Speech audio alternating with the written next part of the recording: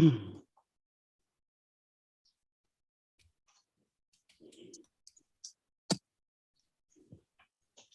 we're now live on YouTube. All right. Good morning and welcome to the June 7th, 2022 public hearing and public meeting of the Landmarks Preservation Commission. We will begin by taking our attendance. I'll turn it over to Mark Silverman to call the roll. Chair Carroll. Here. Vice Chair Bland. Here. Commissioner Shamir Barron. Here. Commissioner Chapin. Here. Commissioner Chen. Yeah. Commissioner Devonshire. Commissioner Goldblum. Commissioner Gustafson. Here.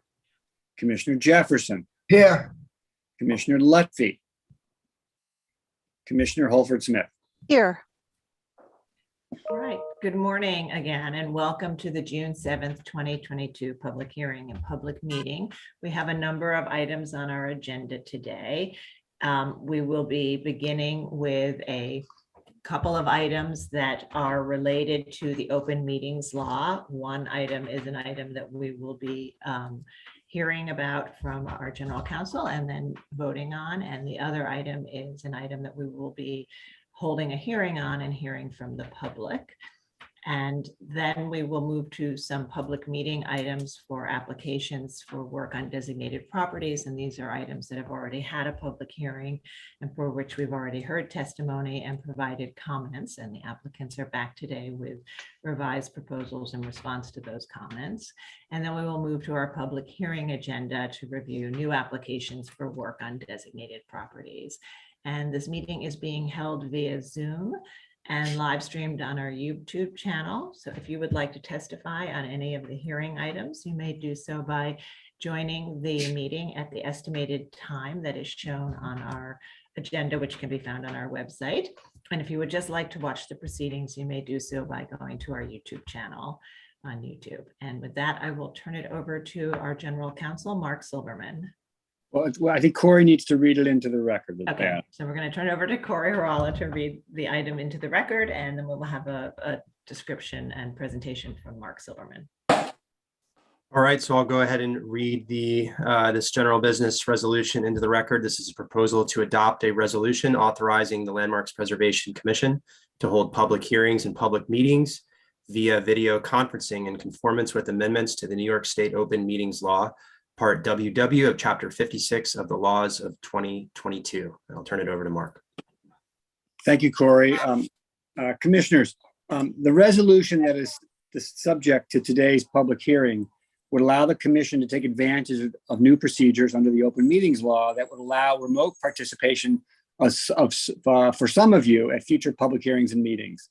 The open meetings law was amended in April 2022 to loosen up requirements for remote participation by members of public bodies like the LPC. Currently, or prior to those April amendments, a commissioner could have attended remotely, but the requirements were quite onerous that they had to publicize their location in advance, and that location had to be open and accessible to the public as well. The April amendments change that and make it easier for some commissioners to participate remotely. Importantly, in order for a commission, under the amendments, in order for a commissioner to participate via video conferencing, a quorum of 6 commissioners must be physically present at a location or locations where the public can view and where appropriate participate in the proceedings. For us, that will mean obviously at the public hearing room. In addition, according to these amendments, we have to establish written procedures governing member and public attendance consistent with these amendments. I will go into some of these requirements in a minute, but these procedures will include defining circumstances for remote participation by commissioners. The April amendments permit remote participation where, due to, quote, extraordinary circumstances, unquote, or any other, quote, significant or unexpected factor or event, close quote, a commissioner is unable to physically attend. Extraordinary circumstances are defined but not limited to disability, illness, and caregiving responsibilities. We, the commission, will be defining what is meant by unexpected factor or events in our procedures, which we will publish on the website. These are not CAPA processes. These are just will be internal procedures that we will publish. We must conspicuously post those procedures for remote participation on our website. We must ensure, unless the commission is in executive session, that commissioners participating remotely can be heard, seen, and identified by the public while the meeting is being conducted. We have to, of course, keep minutes of the meetings and identify which, if any, commissioners are participating remotely. We must ensure that the notice informs the public that video conferencing will be used. And importantly, where a commissioner is participating remotely, the public must be able to participate remotely. And I want to just emphasize a distinction here so that everyone is clear.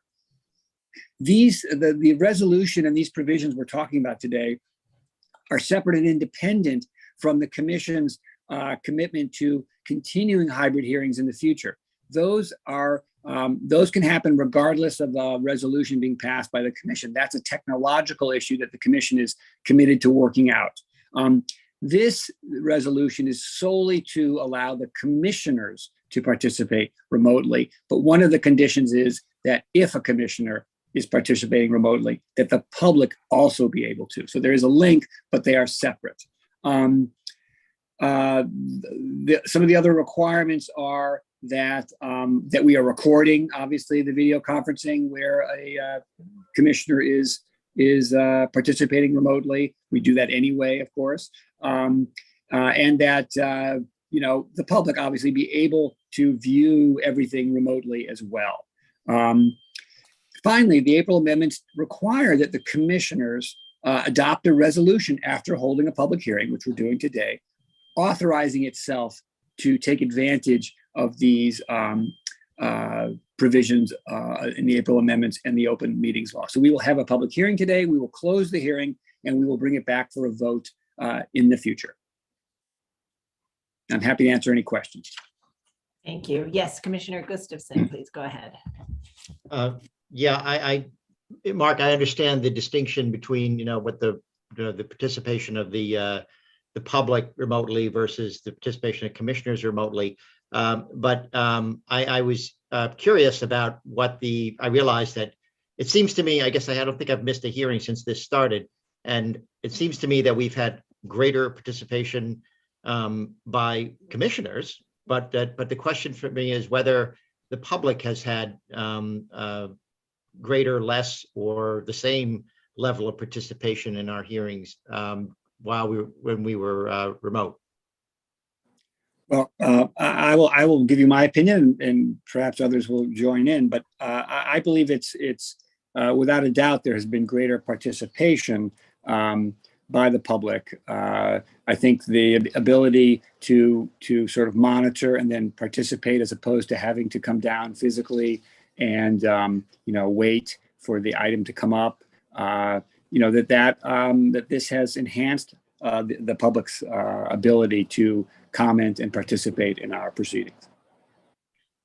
Am I right about my feeling about my sense of commissioners' participation as well?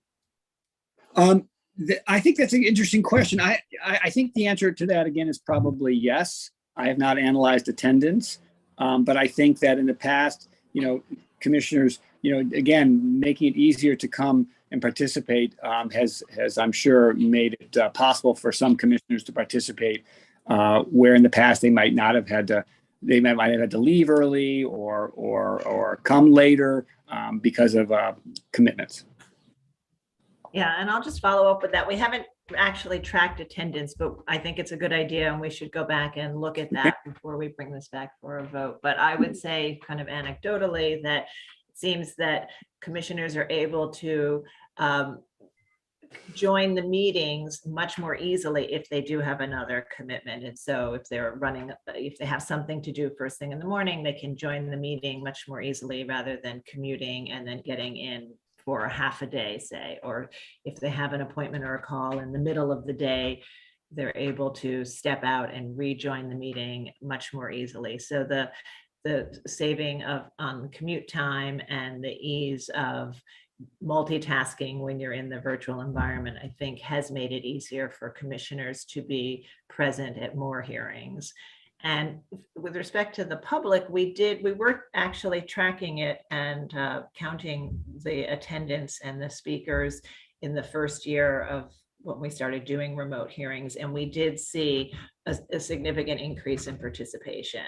So we haven't continued to track it, but we do know that it did increase participation, and I think we all can experience that in our hearings every week.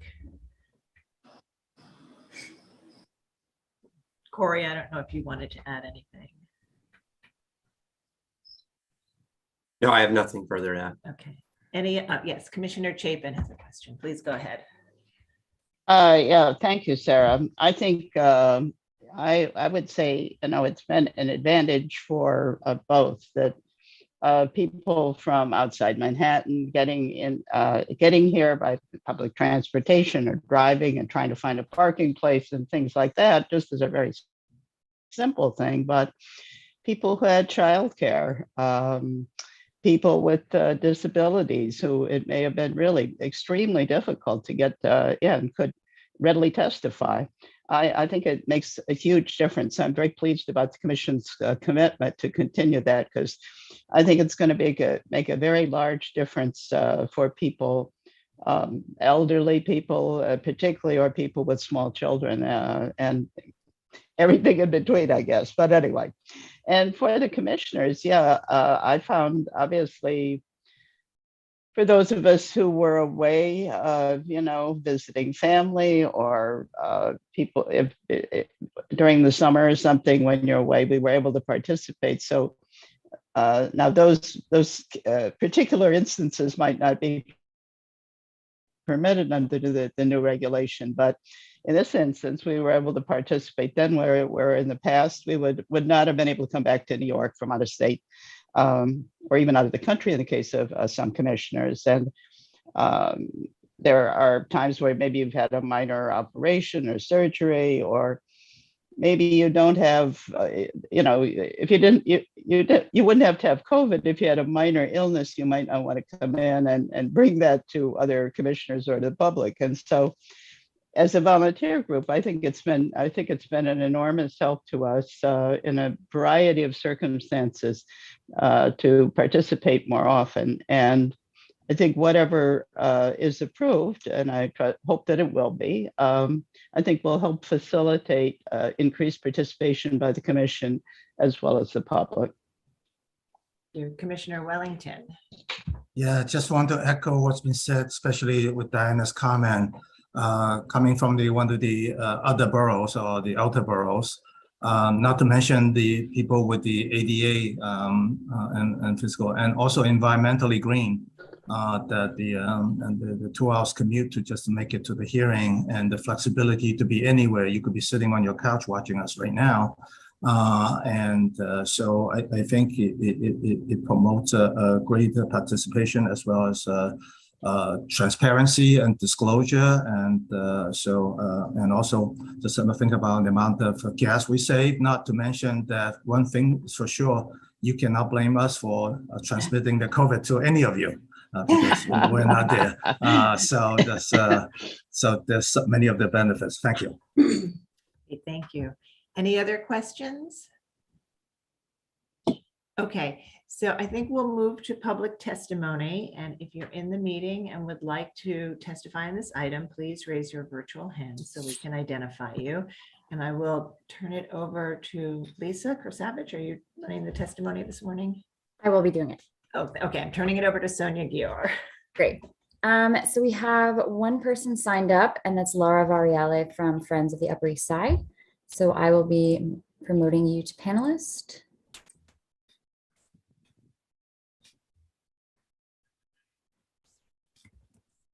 I see that you've joined the meeting, so you can unmute your line and state your name for the record. You'll have 3 minutes to speak. Hi, this is Laura Variale, representing Friends of the Upper East Side Historic District. Chair Carroll and honorable commissioners, Friends appreciates the added flexibility of the new amendments to the New York State Open Meetings Law. as we have seen the benefits of virtual participation over the past 2 years. Although not included in this resolution, we'd like to ask the Commission to take steps necessary to make virtual public participation always possible when in-person hearings and meetings are resumed. Public oversight is a very important aspect of the review process, and a hybrid system is more inclusive and appropriate. Thank you. Thank you. And I do not see anyone else signed up, and I don't see any hands raised, so I'll turn it back over to you, Sarah. All right, thank you very much. And so just to respond to that, I think we as a commission are committed to ensuring that the public has the most access to our public hearings. And we've learned a lot through our virtual environment. And so, as Mark said, we're committed to, while this is not part of this resolution and not required by this resolution, we are committed to ensuring that the public can continue to participate remotely when we resume in-person hearings. We are working on the technology to ensure that that's seamless. And so we don't want to start off with a technology that isn't working and then people aren't able to testify. So we're going to make sure that we have the technology in place that facilitates that and allows for seamless and full participation from remote and in-person participants when we return to in-person hearings. All right, Mark, did you want to make any other final comments? No, I think we just need to close the hearing and we'll move on to the public meeting item. All right, thank you. Okay, Commissioner Chapin, would you make a motion to close the hearing? So moved. And Commissioner Holford Smith, would you second that motion? I second it. All in favor, say aye. Aye. Any opposed? All right, the hearing is closed on this item and we will be bringing it back for a vote shortly. And we'll now move to the next item related to the open meetings law. Okay, so we'll proceed with to move to general business, public meeting items, citywide resolution, proposed resolution authorizing the Landmarks Preservation Commission to suspend in-person meetings and hearings and hold virtual meetings and hearings due to the state of emergencies issued by the state and city in conformance with amendments to the New York State Open Meetings Law, Part WW of Chapter 56 of the laws of 2022. Commissioners, Mark Silberman again. This is a separate and distinct action that you need to take today.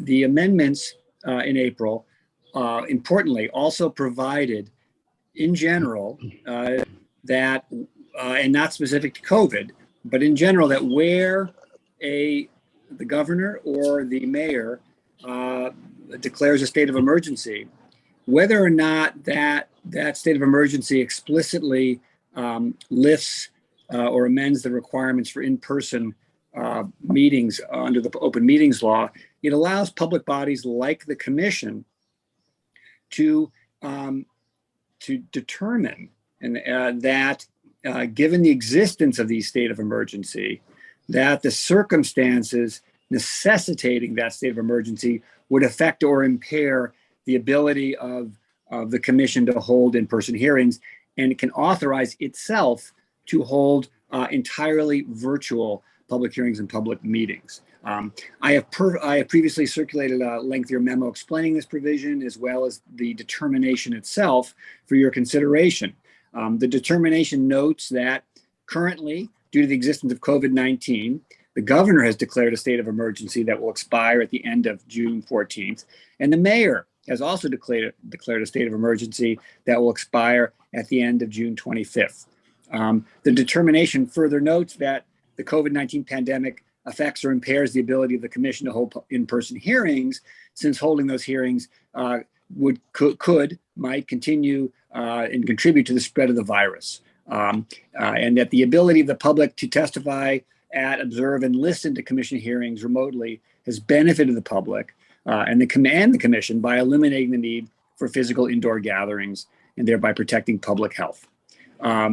So for these reasons, before you today is a vote to make this determination to lift the requirement for in-person hearings until such time as the states of emergency are lifted, or you revisit the issue in the future and determine the situation no longer affects or impairs the ability of the commission to hold in-person hearings and meetings. I'm happy to answer any questions. All right, any questions on this item? All right, so I don't see any. So this is, as long as there is a state of emergency in effect, this would authorize the commission to continue to hold 100% virtual public hearings and public meetings as we've done during this current state of emergency. Yes, John Gustafson, Commissioner Gustafson. So we could, I'm trying to understand what Mark just said. We could go back live during the emergency. We could go shorter than what the state and the city say, but we couldn't go longer than what the state and the city say. Is that right? Provided that there's no explicit, part of one of those state of emergencies that says we are suspending the open meetings law. Right. Right. Okay. So it's in the absence of that explicit suspension that we have this discretion to make this determination. And the example I think about when I was trying to imagine imagine you're in a small town and there's a flood and the bridge goes out and they declare a state of emergency, but they don't mention the open meetings law. But meanwhile, the town meeting, is having its meetings and people have a hard time getting there. And so the local commission could say, well, something, given that the bridge is out, we're going to suspend the requirement for in-person hearings, or we're going to, go virtual. That's the kind of flexibility I think it's designed to allow local commissions to exercise. Boy, if the Verrazano is out, we've got a much bigger problem. You're in trouble, that's for sure. But Any other questions? Okay, so if there are no other questions, and this sort of codifies what we've been doing during the state of emergency and this current state of emergency during the pandemic. So if there are no other questions, I'm going to go ahead and make this motion, and then we can vote on it. Okay, so in the matter of a determination by the Landmarks Preservation Commission to suspend in-person meetings as authorized by and in accordance with the requirements established by the state of New York in Section 2 of Part WW of Chapter 56 of the Laws of 2022. Whereas the Landmarks Preservation Commission has been holding its public meetings and public hearings remotely since April 21, 2020, with the exception of meetings held from July 20, 2021 through September 28, 2021, as a consequence of the COVID-19 pandemic and the resulting states of emergency declared by the Governor of New York and the Mayor of the City of New York, and as authorized by executive orders issued by the governor and legislation adopted by the state legislature, all of which, among other things, suspended the requirement of the New York State Open Meetings Law that members of the public be allowed to present at any location from which a member of a public body subject to the OML participates in the public body's meetings. The OML in-person meeting requirement. And Sarah, yes, Sarah, you don't have to read the whole thing. You can go right to the now, therefore, and the to that clauses at the end. okay, that's good. There are a lot of whereases. Yeah. Okay, now, therefore. Let's go back up. And there's a motion at the very end that you'll see that I just.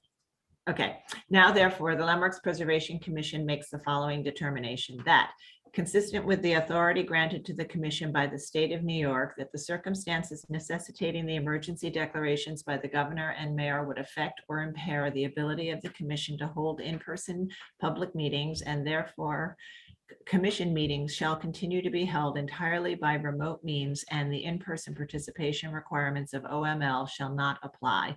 And that this determination shall take effect immediately and shall remain in effect until the earliest of one, such time as the governor ends the state disaster emergency and the mayor ends the city state of emergency based on COVID-19 transmission, or two, such time that the commission concludes that the circumstances necessitating the emergency declarations by the governor and the mayor would no longer affect or impair the ability of the commission to hold in-person meetings.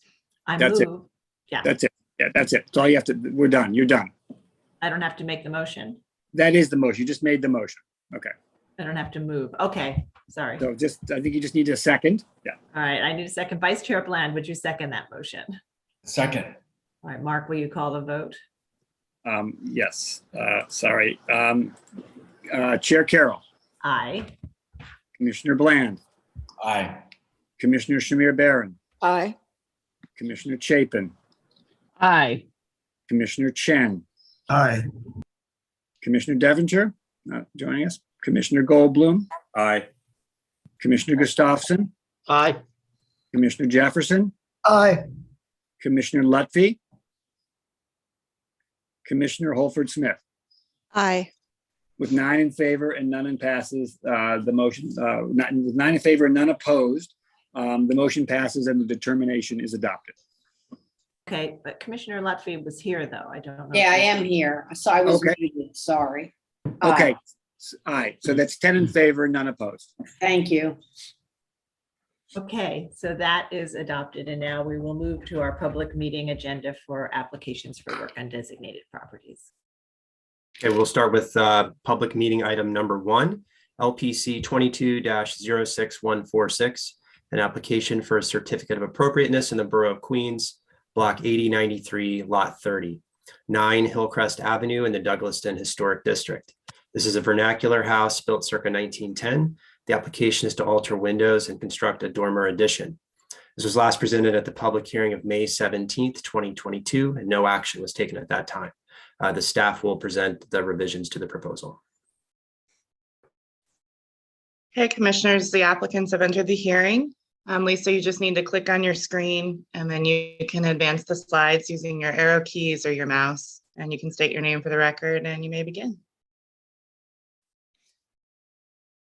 I'm not, oh, here it is. Okay. Hold on. Good morning, commissioners. Lisa Schaefer, preservation staff. When you saw this application on May 17th, and it is for window alterations and a dormer addition at the side and the rear facades. This is the current, what it looks like currently. The front facade, there is no work. On the side facade, this is the north elevation. This is what was seen previously on the top on May 17th. And you had commented on this window adjacent to an existing bay window. And you had asked that there be some more space between the two windows. So that window has been reduced in size. And as for the dormer window, which was currently a large wraparound dormer, they have now made that into a shed roof dormer on one side of the roof only. And one thing you had also asked is that they that the new windows be more in keeping with the architectural character of the house, the historic character of the house, and the historic fenestration. So muntins have been added to the windows in order to relate better to the historic character. Okay, on the rear elevation, again, this large dormer was replaced with a tripartite casement windows, multi-pane, and these other windows, which previously were single pane, have been divided up more so that, again, they relate better to the historic fenestration. And on the south elevation, in an existing bay window or oriel window previously was supposed to be larger panes, or rather single panes, and they've now added some muntins to those windows as well as to an adjacent window. And just to remind you, all of these windows and openings currently, or they are almost not visible. Many of them are just minimally visible from a great distance. And that is the extent of the revisions. Oh, and there's one more. Hold on a second. And there's the montage showing, again, the large dormer being replaced by a smaller shed dormer and then a single window so that the roof line will not be altered on the rear. Okay, thank you, Lisa. And commissioners, do we have any questions for Lisa? For the applicant? Okay, not seeing any questions. And let me just check. We do have, We did get a letter from the Victorian Society of New York, which was shared with the commissioners in advance of today's public meeting, and supporting some of the changes and not supporting other changes. And that, as I said, was shared with you earlier. All right, so if there are no other questions, we'll move to our discussion. And so commissioners, I am sending you request to unmute. And as Lisa said, the last time we saw this, we noted that most of these changes were not visible or were very minimally visible from sort of oblique or incidental or views that were from great distances.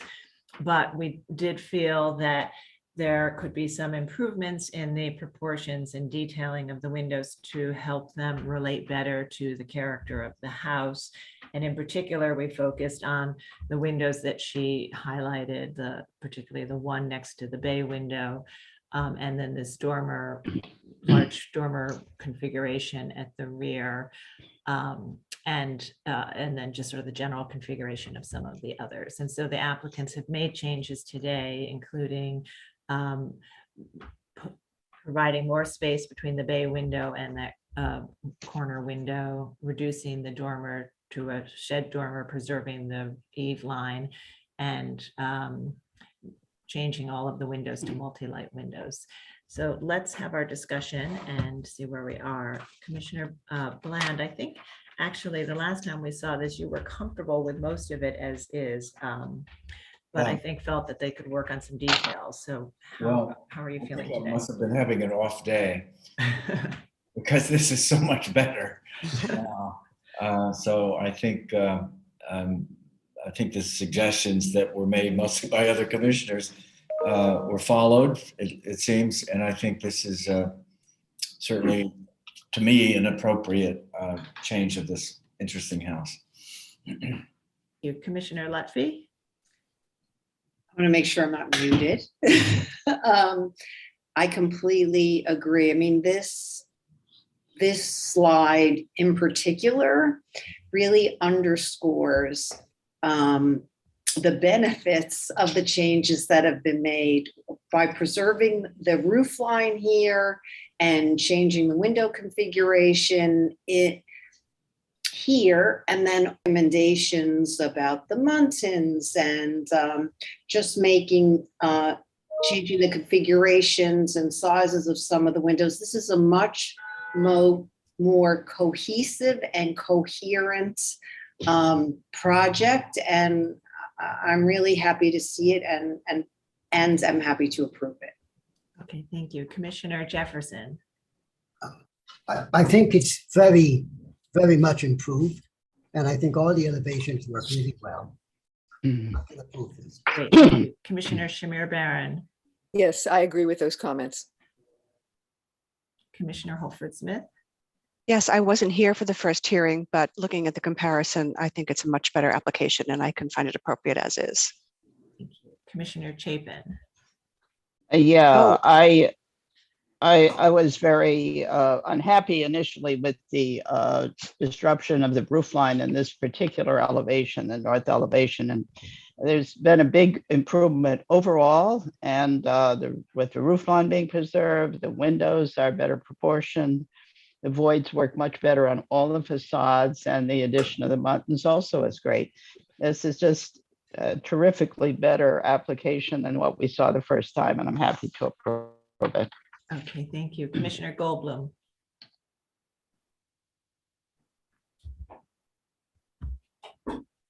No disagreement, it's appropriate. And Commissioner Chen. Same here. Okay, so I think Sarah? Yes. Sarah? Did I? Oh, I'm so sorry, John.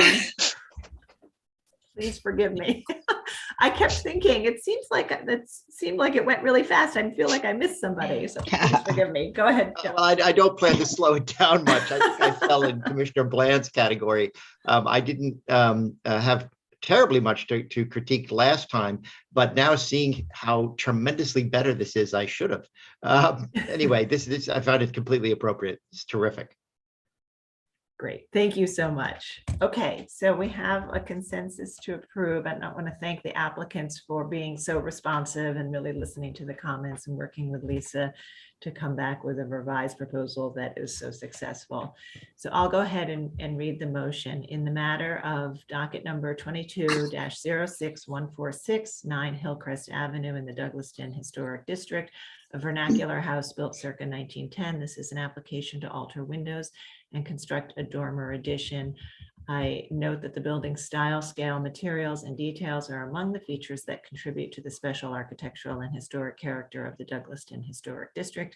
And I recommend approval, finding that the windows to be altered are not historic, that the proposed window alterations and the new dormer are located on secondary facades and are either not visible or minimally visible from public thoroughfares, primarily from long distances, that the enlargement of window openings on the existing south facade bay window will improve the solid to void ratio of the bay, that the configurations and proportions of the new window openings are in keeping with the character of the historic fenestration throughout the house, that the design of the new dormer will be in keeping with the style and type of dormers on buildings of a similar age and style and will harmonize with the building's fenestration pattern, and that the proposed work will not detract from the special historic and architectural character of the house or the historic district. And Vice Chair Bland, would you second that motion? Second. And Mark, will you call the vote? Chair Carroll, Aye. Commissioner Bland, Aye. Commissioner Shamir Barron, Aye. Commissioner Chapin, Aye. Commissioner Chen, Aye. Commissioner Goldblum, Aye. Commissioner Gustafson, Aye. Commissioner Jefferson, Aye. Commissioner Lutfi, Aye. Commissioner Holford Smith. Aye. With 10 in favor, none opposed, the motion passes. That's approved. Thank you. And we'll move to the next public meeting item. Thank you, commissioners. Thank you. Okay, public meeting item number 2 is LPC 22-07331, an application for a certificate of appropriateness in the Borough of Queens, Block 8033, Lot 53, 237 Beverly Road in the Douglaston Historic District. This is an arts and crafts style house designed by Frederick J. Schroeder Jr. and built in 1924. The application is to alter the house and construct additions. This was last presented at the public hearing of March 22nd, 2022, and no action was taken at that time. The staff will be presenting the revisions to the proposal. Okay, commissioners, the applicants have entered the hearing. Dina, you do now have control of the presentation, but you are muted. Okay, I'm here. You may begin. Good morning, Commissioners. Dina Posner, Preservation Staff, presenting for 237 Beverly Road, and the applicant is present to answer any questions if needed. The axonometric in the upper left corner of this slide shows the conditions at this property before the work commenced last year. As a quick reminder, the primary entrance faces the side of the lot, with the existing one-story extension here facing the street, Beverly Road. The applicants first came before the commissioners last year seeking the legalization of work that commenced without a permit, which was denied by the commissioners. The applicant presented a new proposal at the public hearing of March 22nd, 2022. An axon of that proposal is in the bottom left corner of this slide. This included constructing a second-story addition on the existing one-story extension at the north side of the home, which faces the rear of the property, one additional dormer, and a one-story addition or porch enclosure at the west facade, as well as window replacement and modifications and the installation of HVAC equipment. The commissioners expressed support for the overall massing of the additions. However, they asked that the proportions and detailing of the proposed one-story addition on the west facade and the sizing and detailing of the windows throughout the house be restudied, and that additional construction details be developed. The axon in the bottom right corner of this slide shows the current revised proposal, which we will review in upcoming slides. This is a quick reminder of the location of the property within the Douglaston Historic District, as well as the historic conditions. This slide shows a site plan and photo of the conditions at the house before any work was done, and some additional photographs.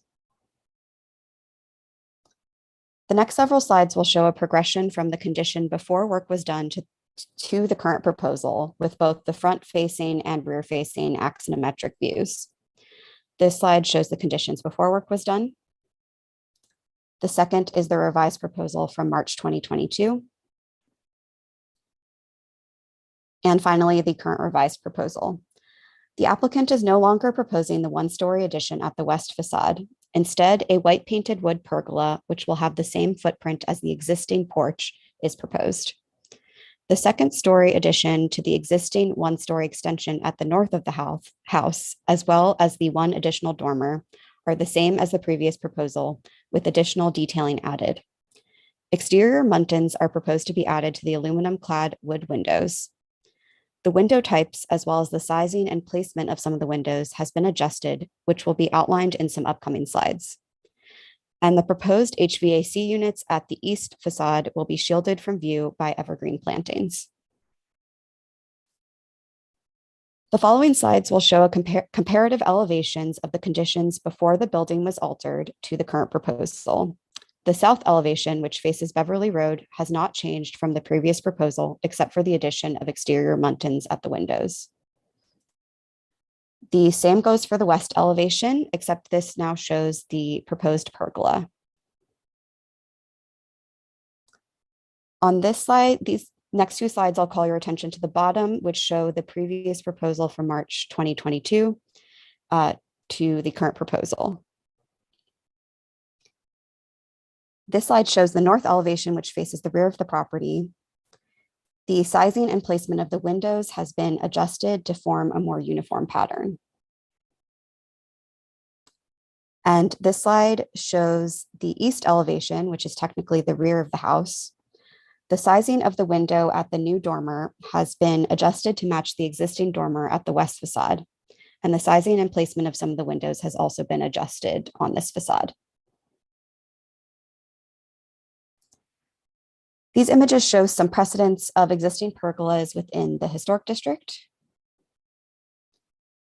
On this slide, the windows in the gray squares at the bottom of the slide are window types that are only on the less visible rear and side facades of the house, as well as the dormers.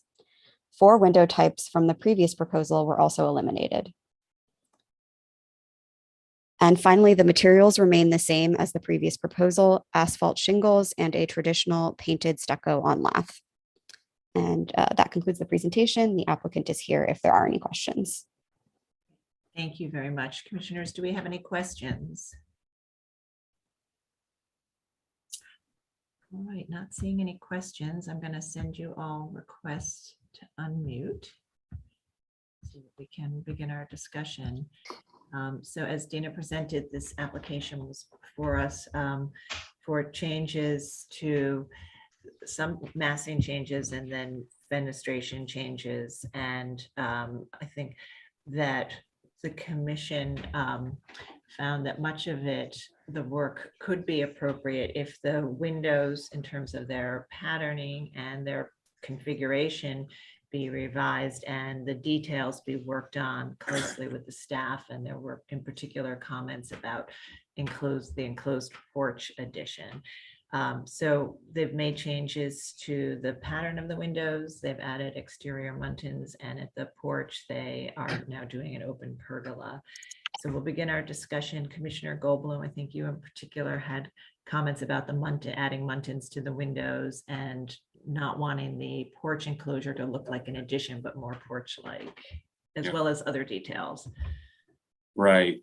Well, I mean, looking at this one, just like the last one, you got to say, thank God for the Landmarks Commission. I mean, it's better. It's just better. This is why people like these neighborhoods, because they have nice houses in them. They're not gross, and this is better. And I hope the applicants and the architects can get, feel that though annoying, this process was worth it because they're getting a better, more beautiful house that will sell for more when they sell it, and that will be more enjoyable when they live in it. It's appropriate.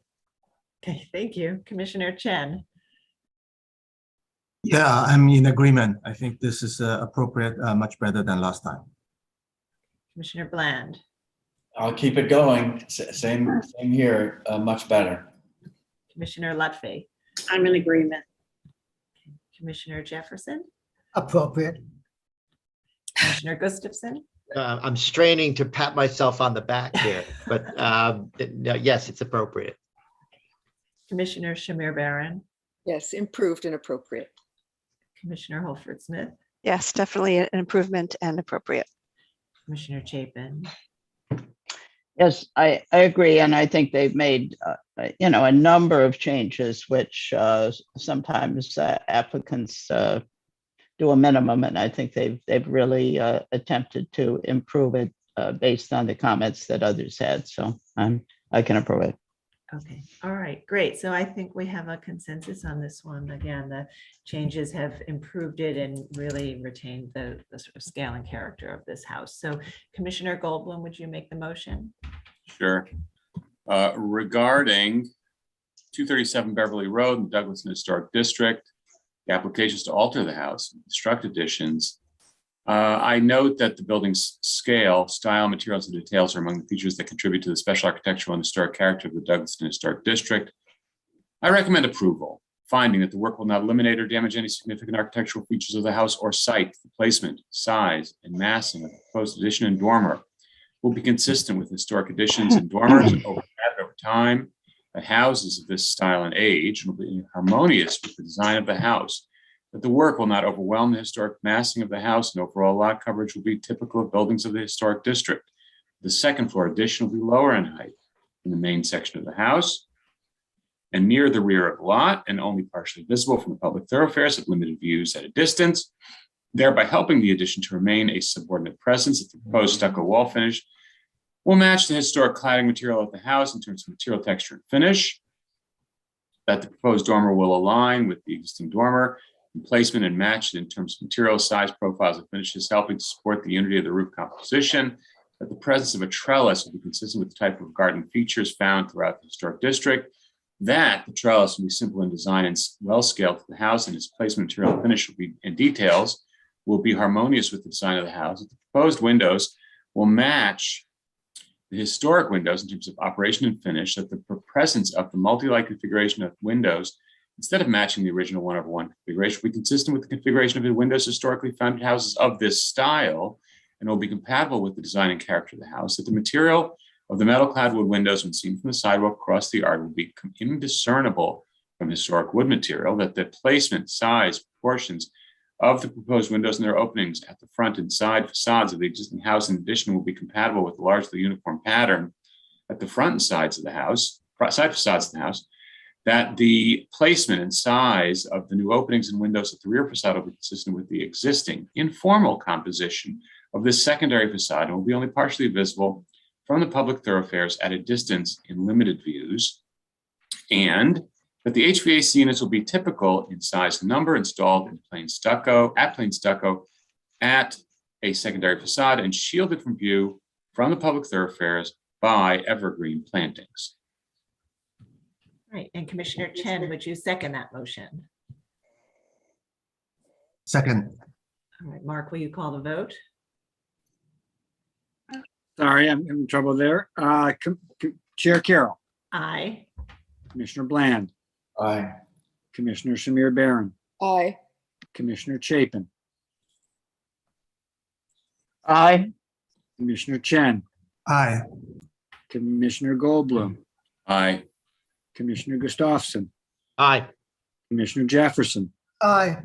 Commissioner Lutfi, Aye. Commissioner Holford Smith. Aye. With 10 in favor and none opposed, the motion passed. That's approved. Thank you again. And we'll now move to our public hearing agenda. Right, we'll begin with public hearing item number 1, LPC 22-09044, an application for a certificate of appropriateness in the Borough of Queens, Block 8046, Lot 40, 249 Hollywood Avenue in the Douglaston Historic District. This is a colonial revival style freestanding house designed by Lawrence M. Loeb and built in 1919.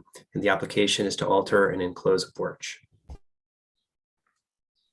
Okay, commissioners, the applicants have entered the hearing.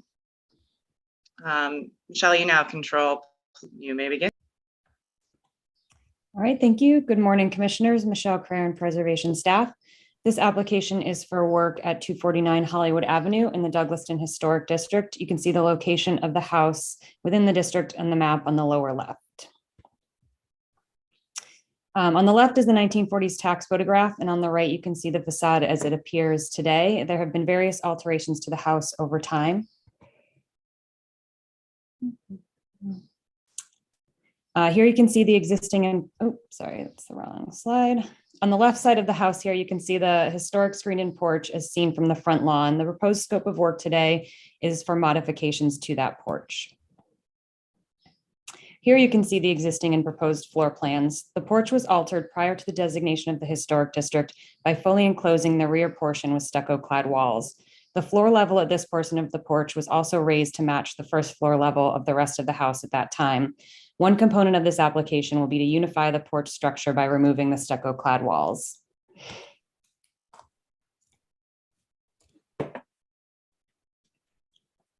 All right, the following are additional details of the porch. Here you can see plexiglass windows that are temporarily installed during the winter. And below you can see the existing wood paneled bulkheads at the porch. This shows the same view in summertime with screens installed.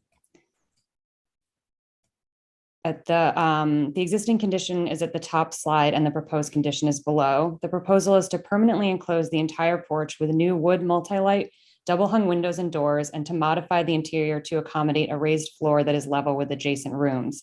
The paneled bulkhead will be raised in height and altered to feature 3 panels aligned with the windows.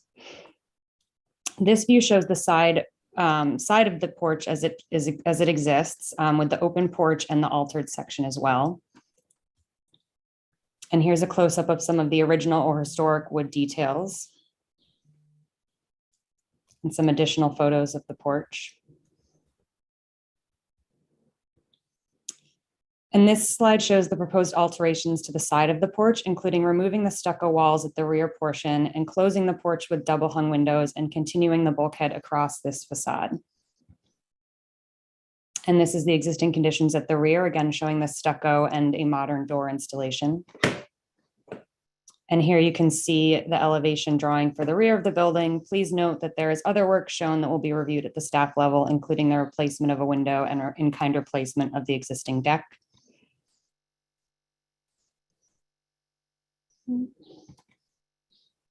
And again, the side facade and some additional details.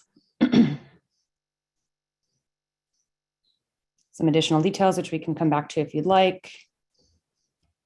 And as you can see, there is precedence in the historic district for both altered and enclosed porches and porches that were enclosed historically, such as this one at 310 Bayview Avenue. And this recent proposal that was approved at 15 Shore Road. All right. The architect is also here and can answer any additional questions and provide additional information. Thank you, Michelle. Commissioners, do we have any questions? I don't see any questions at this time, so why don't we move to public testimony? If you're in the meeting and would like to testify on this item, please raise your virtual hand so we can identify you. And I will turn it over to Sonia Gior to take us through the testimony. Thank you. So we don't have any signups on this item, and I'm just looking to see if there are any hands raised. There are not any. So I will just note that Queens Community Board 11 waived its right to review this application. Okay, all right. So no testimony. Kevin, is there anything you'd like to add before we close the hearing and begin our discussion? Oh, thank you, Sarah, and thank you, Michelle.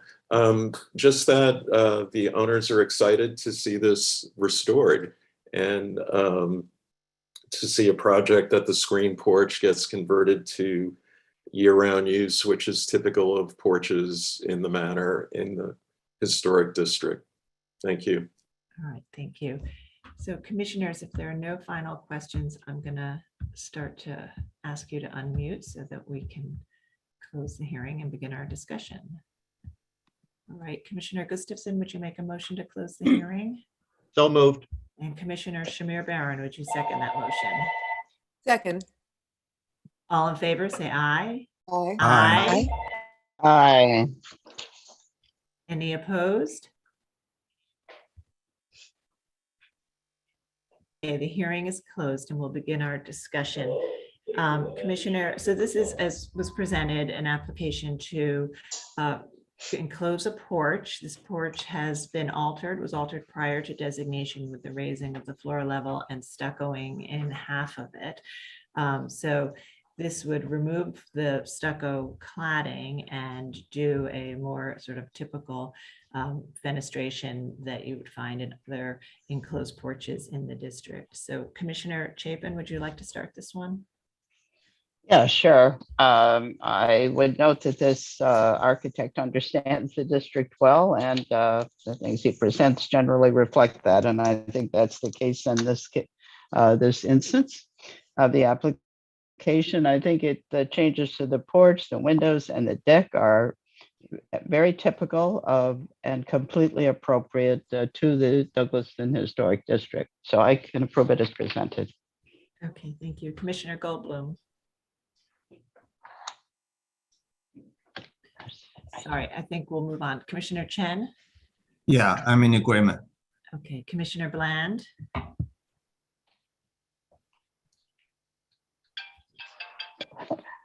I'm in agreement as well. Commissioner Lutfi. I agree. I think we have a trifecta here of very good projects that have come before us. I know. Oh, good. It's a good day for Douglaston. Commissioner Jefferson. Yeah. Yeah, this west facade is very handsome. I can approve that. Commissioner Gustafson. Well, I love when they get it right the first time. It's appropriate. Commissioner Shamir Barron. This is very appropriate. Commissioner Holford Smith. Agreed, appropriate and a big improvement. Okay, great, thanks. And Commissioner Goldblum, I think, is not present with us now. So we, I think, have a consensus to approve, and I'll ask Mark Silverman to call the, sorry, I'm going to ask Diana Chapin to read, Commissioner Chapin to read the motion. Yeah. Okay. Sorry All about that. That's fine. In the matter of a certificate of appropriateness, LPC 22-09044, 249 Hollywood Avenue, Douglaston Historic District, a colonial revival style freestanding house designed by Lawrence M. Lobin, built in 1919. Application is to alter and enclose a porch. I note that the building style, scale, materials, and details are among the features that contribute to the special architectural and historic character of the Douglaston Historic District. I recommend approval, finding that the proposed work will reopen the rear portion of the porch, helping to bring the porch closer to its historic appearance. That raising the height of the paneled bulkhead throughout the porch will accommodate a previous change in floor level and will help support a unified appearance. That the proposed panels at the bulkhead will align with the proposed windows above and will be a discrete change in views from public thoroughfares. That the proposed windows and doors will be consistent with porch infill historically added to porches of buildings of this type, style, and age, and will maintain the transparent character of the porch. That the white painted wood 6/6 double hung windows at the porch will match the windows at the rest of the house in terms of operation, configuration, materials, finish, and details. And the work will not diminish the special architectural and historic character of the historic district. Thank you. And Commissioner Lutfi, would you second that motion? Second. Thank you. Mark, will you call the vote? Chair Carroll. Aye. Commissioner Bland. Aye. Commissioner Shamir Barron. Aye. Commissioner Chapin. Aye. Commissioner Chen. Aye. Commissioner Gustafson. Aye. Commissioner Jefferson. Aye. Commissioner Lutfi. Aye. Commissioner Holtzman. Aye. With 9 in favor and none opposed, the motion passes. All right, that's approved. Thank you. And we'll move to the next item. The next item is public hearing item number 2, LPC 22-06981, an application for a certificate of appropriateness in the Borough of Brooklyn, Block 1666, Lot 47, 274 Malcolm X Boulevard in the Bedford-Stuyvesant Expanded Stuyvesant Heights Historic District. This is a store and flats building built circa 1879, and the application is to alter and enlarge the building, including replacing the facades. Good morning, Commissioners. Elizabeth Fagan, Preservation Staff. I'll be doing a brief introduction before the applicant begins. At the public hearing of March 23rd, 2021, the Commissioners approved a proposal to modify the front and rear facades at 274 Malcolm X Boulevard, maintaining the existing 3-story height of the building. Shown here are the existing conditions of the subject property. Next slide, please. The approved design as shown here included cladding the front facade with a red brick blend, modifying window openings, installing a ground floor metal storefront, and installing cast stone window lintels and sills and fiberglass cornices. Changes to the rear facade included applying a stucco finish, modifying openings, and extending an existing fire escape. The Commissioners at the time concluded that this design was an improvement over the existing state of the building and that a brick facade was appropriate to the district as the building has been significantly altered or reconstructed from its historic wood frame state and no significant historic material remains. The proposal was approved with the stipulation to work with staff to refine the details of the facade. Next slide, please. A new applicant has returned with a similar proposal, which includes reconstructing and enlarging the building by 1 floor, as well as omitting the storefront. Certain elements of the previous approval remain, including masonry cladding materials and the introduction of window and cornice details at the front facade. And the new applicant will now walk you through the proposal. Mr. Barak, you can go ahead and click on your screen to take control of the slides and advance them. And please state your name for the record before you begin. Hi, thank you for having me. My name is Asa Barak. I'm the applicant for this application, both in LPC and DOB. I can't speak to the reasons for the differences between this proposal and last year's proposal. I think there was some miscommunication between ownership and previous applicant, or just a misunderstanding of zoning code.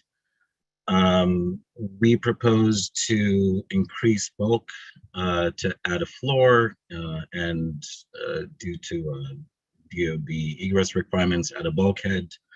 The bulkhead is not visible from several viewpoints because we pushed it to as far as possible to the rear of the building, favoring the front units. I will go through the slides. There we go. This is a front elevation showing all floors. We are replacing all facade elements. Basically, the facade is currently a mixture of CMU, brick, and stucco. I believe the building had a fire several years ago. It has been currently vacant for 4 to 5 years. And is suffering just from like rapid deterioration, especially due to a partially open roof. We'll be replacing brick, putting in cast stone lintels and sills, a metal cornice or architrave in the first floor, and a fiberglass cornice at the top.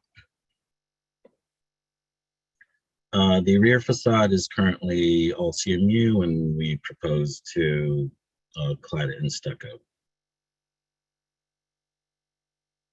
This is just a contextual slide just to show you the current state along with contextual elevations of the block.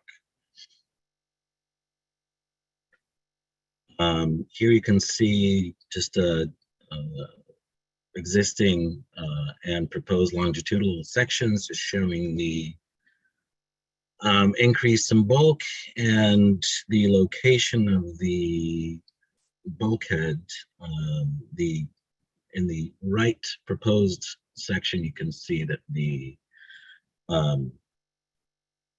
bulkhead has been moved about 26 feet away from the left side, which is the front facade. Just for appropriateness, here are block elevations showing the existing at the top, proposed at the bottom. I'm sure the existing is just as colorful. But in terms of height, we are, I think, kind of in the median for this block.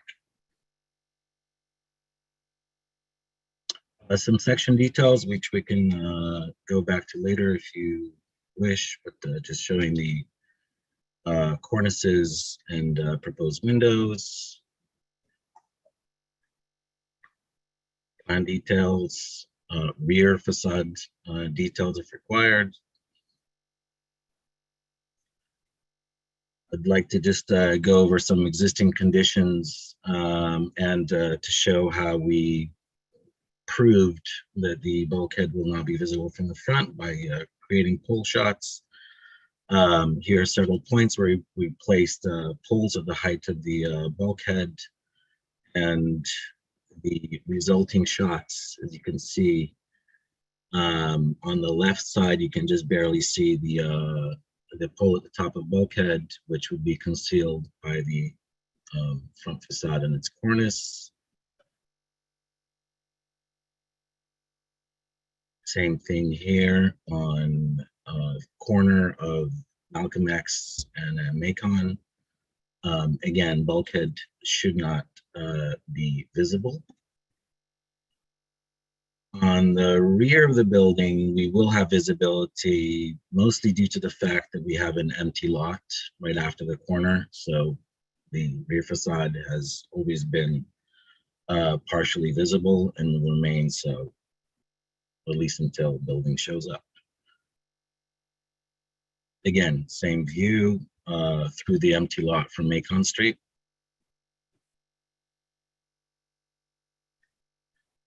Here are some existing examples of ground floor residential use in our neighbors, basically on our block. We're just on the boundary of the Stuyvesant Heights Historic District. Some historic photos of the building showing, I think, what used to be bespoke pediments, but at this point, nothing remains. You can already see that in the 80s, this has started changing. Some of the details we plan to use, material samples, the windows we intend to use, doors, cast sills and heads, and lintels, steel brick molding, the brick we'd like to use, first floor cornice and top cornice. There's some additional existing plans, proposed plans. I don't know if you guys would like us to go into further detail about them, but that's pretty much it. Thank you very much. All right, commissioners, do we have any questions for the applicant? Yes, Commissioner Jefferson, please go ahead. Yes. Yeah, I have an urban design question that it's a question of intent. The original building with a light color, and if you look at the image of LPC 09, the one that shows the whole block. Yes. Yeah, the three buildings at the corner are essentially light color. And we decided to change yours, which is in this off the corner, into brown. Why? At request of ownership, I believe ownership would be okay with choosing a lighter color. Oh, so there's really no reason. It's just brown. Okay, thank you very much. Okay, other questions? All right, I'm not seeing any other questions now, so we'll move to public testimony. If you're in the meeting and would like to speak on this item, please raise your virtual hand so we can identify you. And as always, we'll start with anyone who signed up in advance and then get to everybody else. And I will turn it over to Sonia Gior to take us through the testimony. Great, thank you. And so we have Evelyn Collier signed up in advance. I do not see her in the meeting. So I'll move on to Christina Conroy from the Victorian Society. I'll be promoting you to panelist.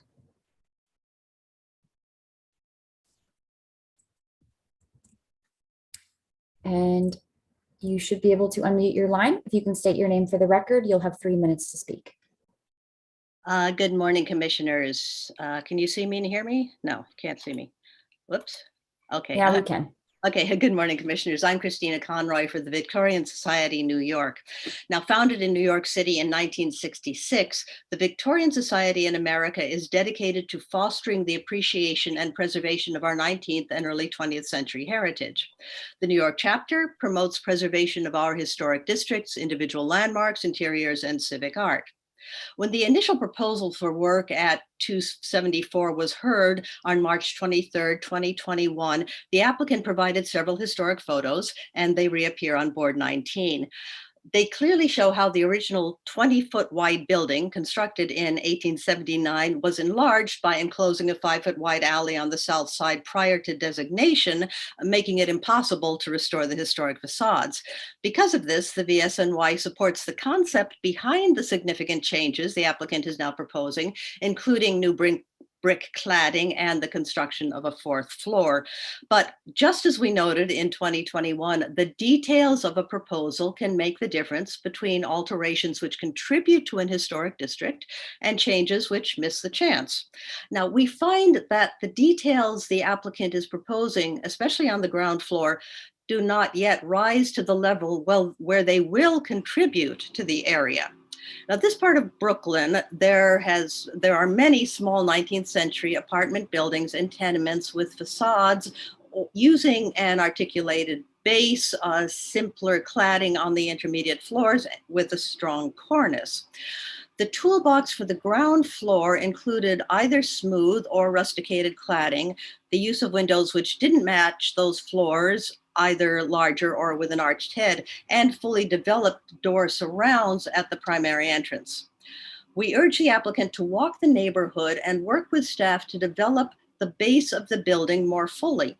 And as we recommended last time, 6/6 double hung windows would recall the original sash and add texture and detail to the streetscape. Finally, we'll note that the applicant's March 2021 proposal made good use of the pilasters flanking the residential entrance and at the opposite corner to frame the storefront infill. Thank you. Thank you. And I'm going to try a dial-in number that may be Evelyn. Evelyn, if this is you, please unmute your line and state your name for the record.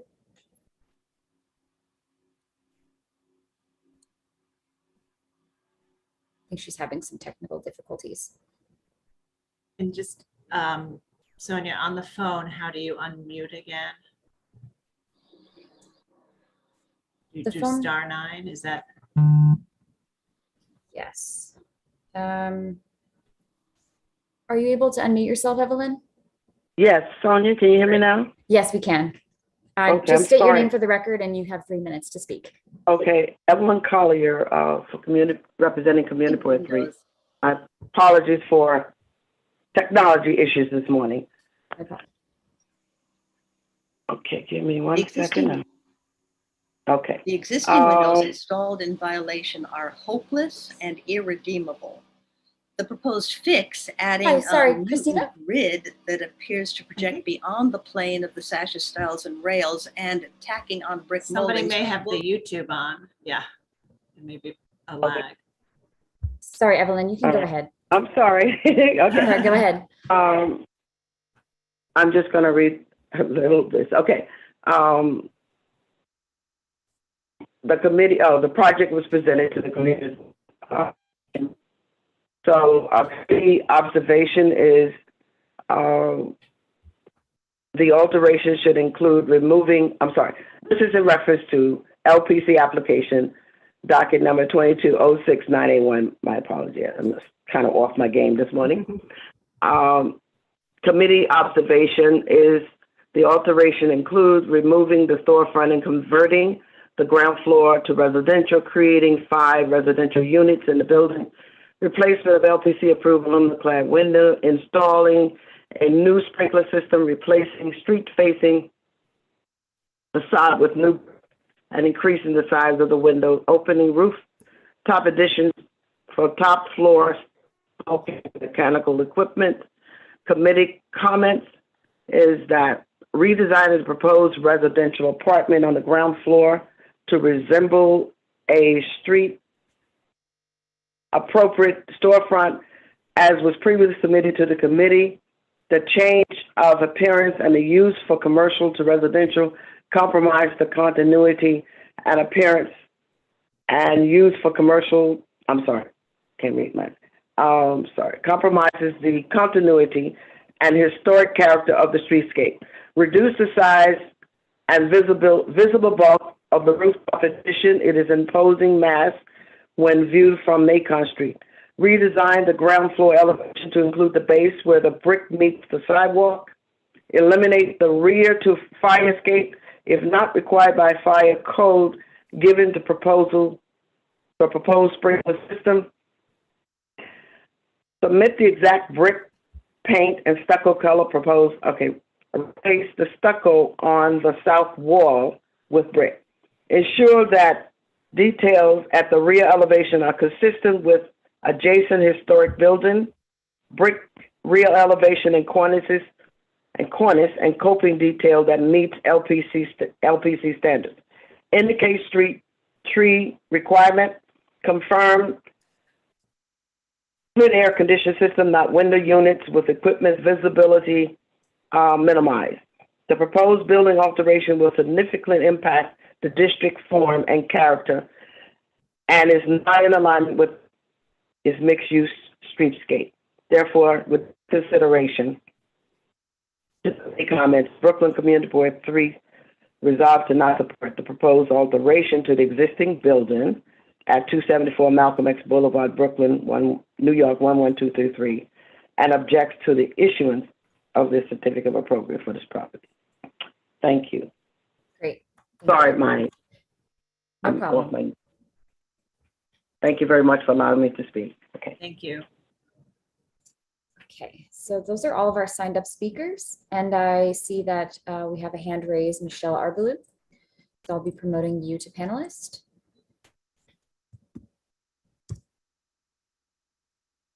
And you should be able to unmute your line. If you can state your name for the record, you'll have 3 minutes to speak.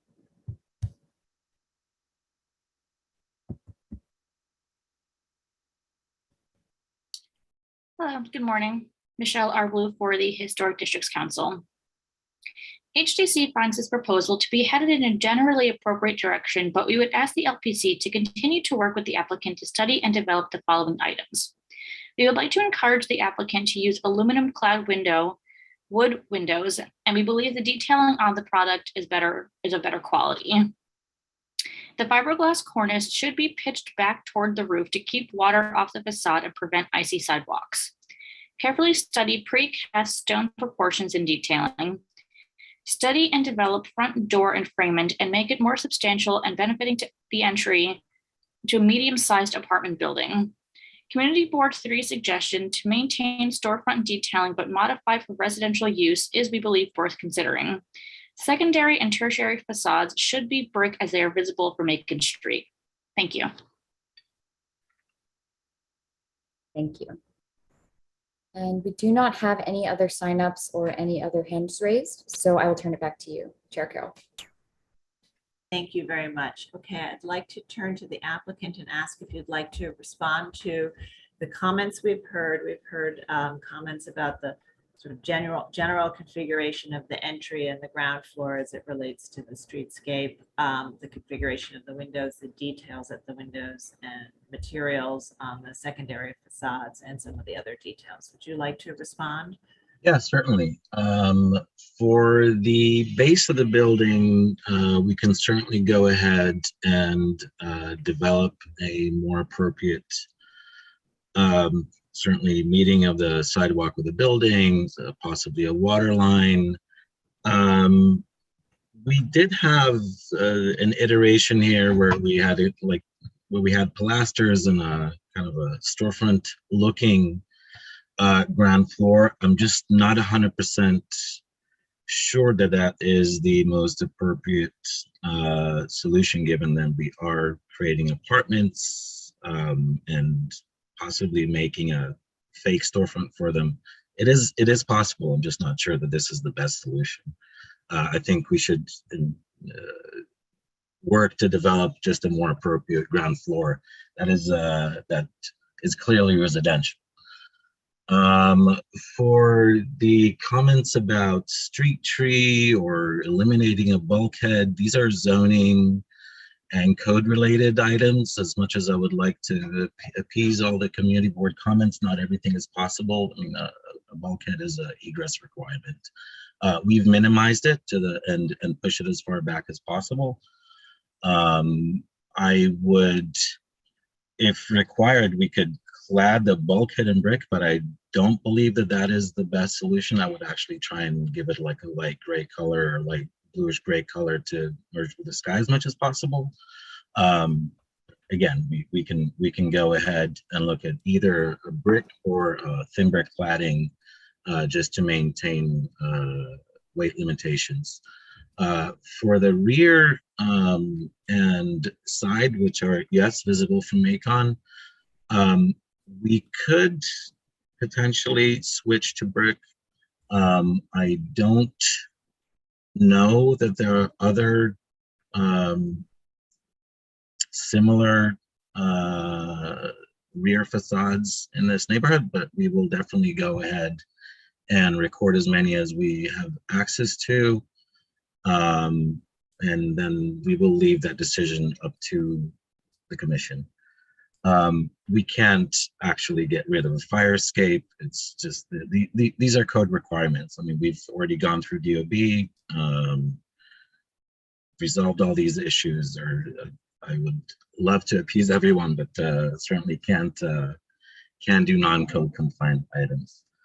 However, whatever solution we will develop with the LPC staff for the front is definitely acceptable to ownership. Just a question on the bulkhead. Is there the possibility of doing a sloped bulkhead? And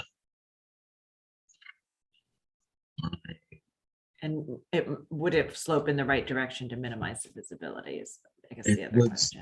So if the bulkhead sloped, then it would slope from side to side, which I think would create an awkward look, but we have lowered it to the minimum allowable code size. Originally, we also had mechanical equipment on it. We've taken that off. We had a parapet. We took down the parapet, so we just have a curb now. This is I believe this is the most the least obtrusive bulkhead that we can get in this mass. Okay, all right, thank you. Any final questions, commissioners?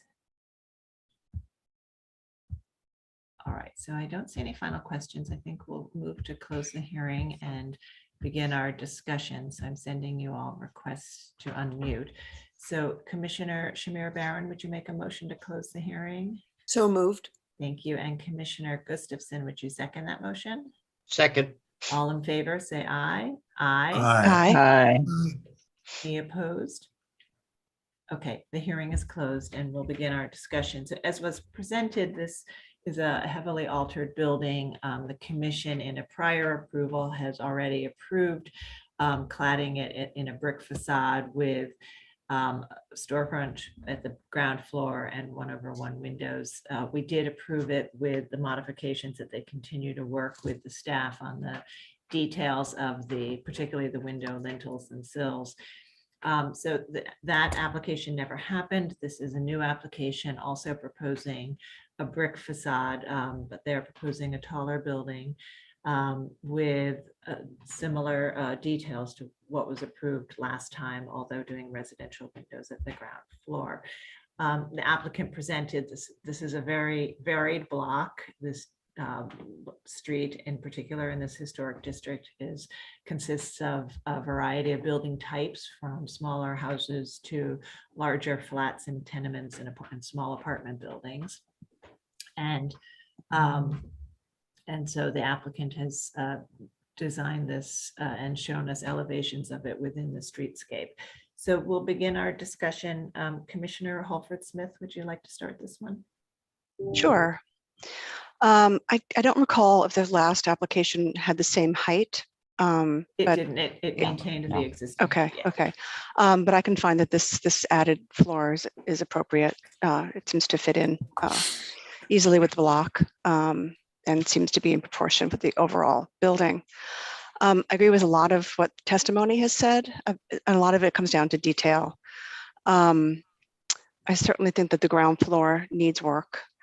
It's sort of neither here nor there right now, with sort of 3 punched openings, and then a very contrastingly modern entry door. I think that if it were perhaps more unified in its design and perhaps even a different material at the ground floor would be more appropriate, and maybe the windows, proportions of the windows should be looked at as well. I think it's worth looking at a storefront type of infill, which could be made to work well with residential. But I think the entry is far too modern in contrast with everything else. I do agree that the lintels and the sills should be studied a little further in terms of their detail. I don't object to the red brick, but I would defer if other people think that it should be lighter. I think either way it would be okay. I think the side facades could remain stucco, but that they should have the expansion joint control joints expressed to break up that large expanse of stucco.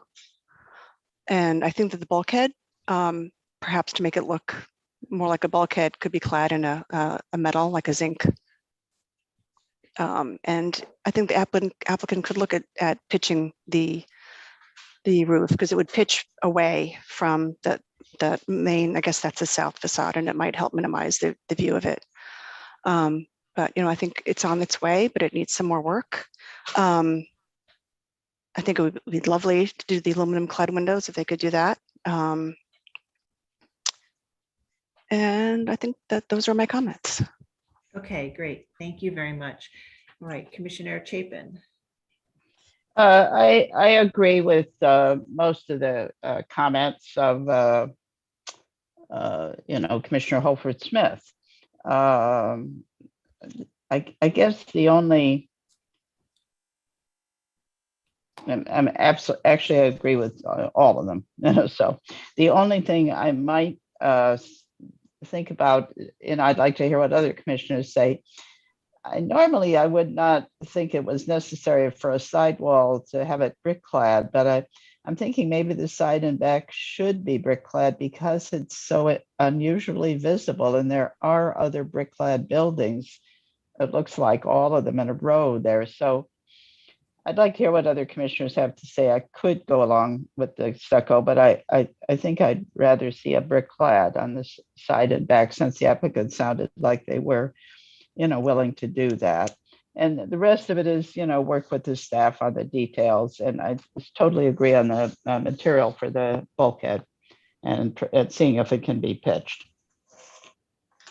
Okay, great. Thank you. Commissioner Goldblum. Thank you. I agree with what Ann said. I think that really the focus here has to be with working with staff. We saw a building like this, or two, in, I think it was Greenpoint. Yes. A similar situation, wood frame building, tear down basically, or heavily modified. This is basically a new building, and the applicant's chosen to do it in a historical style. It's not meant to be seen as a modern building. And once you make that choice as an architect, as a developer, you have to follow through with it, or else it's going to look like so many of the half-baked historical designs that we've seen across the city and other places. And that would be an unfortunate outcome. So I think in addition to the things that Ann mentioned, I think the applicant noted, first of all, the building in Greenpoint had the storefront base, if I'm not mistaken. So you could show them that, and if they thought that was okay, then that's certainly a template that's almost the same building, if I'm not mistaken. I would just say that staff should look with them at the brick choice, which looks uncharacteristically kind of heathered for this period that they're trying to emulate. They should look at the cornice the way the cornice ends, the base condition, if they want to keep it windows, it definitely needs some kind of masonry between the window sills and the sidewalk. And just generally to, if they want the building to be one of those background traditional buildings that just so happens to have been built in 2022 instead of 1922 or 1822, they should really look at the details more closely and make them work with the period they're shooting for. Okay, great, thank you. And I will note Commissioner Devonshire has joined us, but I'm not sure you saw enough to feel comfortable commenting. Yeah, sorry, Sarah, I really didn't see enough of it to make a reasonable decision. Great, thanks. Commissioner Chen? Yeah, I'm in agreement with what Ann and what the testimony and what and also what Diana Chapin said. If other commissioners want to consider the brick on the side, I would defer to the majority. But I think it is, in this case in particular, it is in the details. I agree about the ground floor and the commercial, the storefront, and as well, the entrance door, and really need to work with the staff about the details. And Chair Carroll, you asked about the question about the bulkhead, and I think, I do not know what else can be done with the bulkhead. I think that's something worth looking into as well. Okay, great, thank you. Commissioner Bland?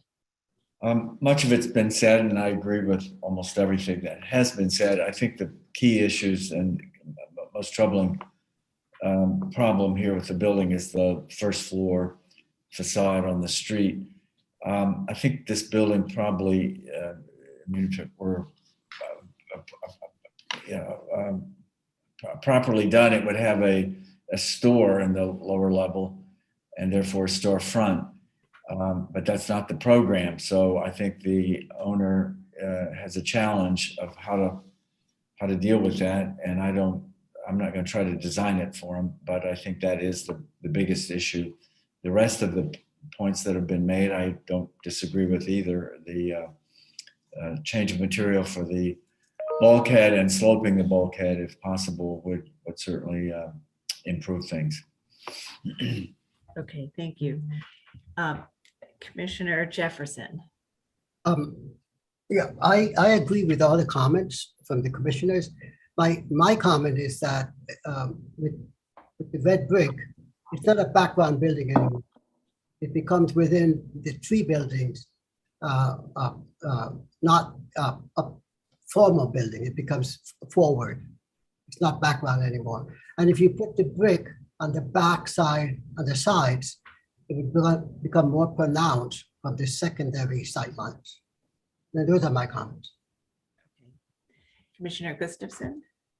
Yeah, I think just about everything's been said. The only I would just emphasize that one of my biggest concerns is that bulkhead and generally speaking, the massing of the building as it comes back from the I think it's from Macon, the view from Macon.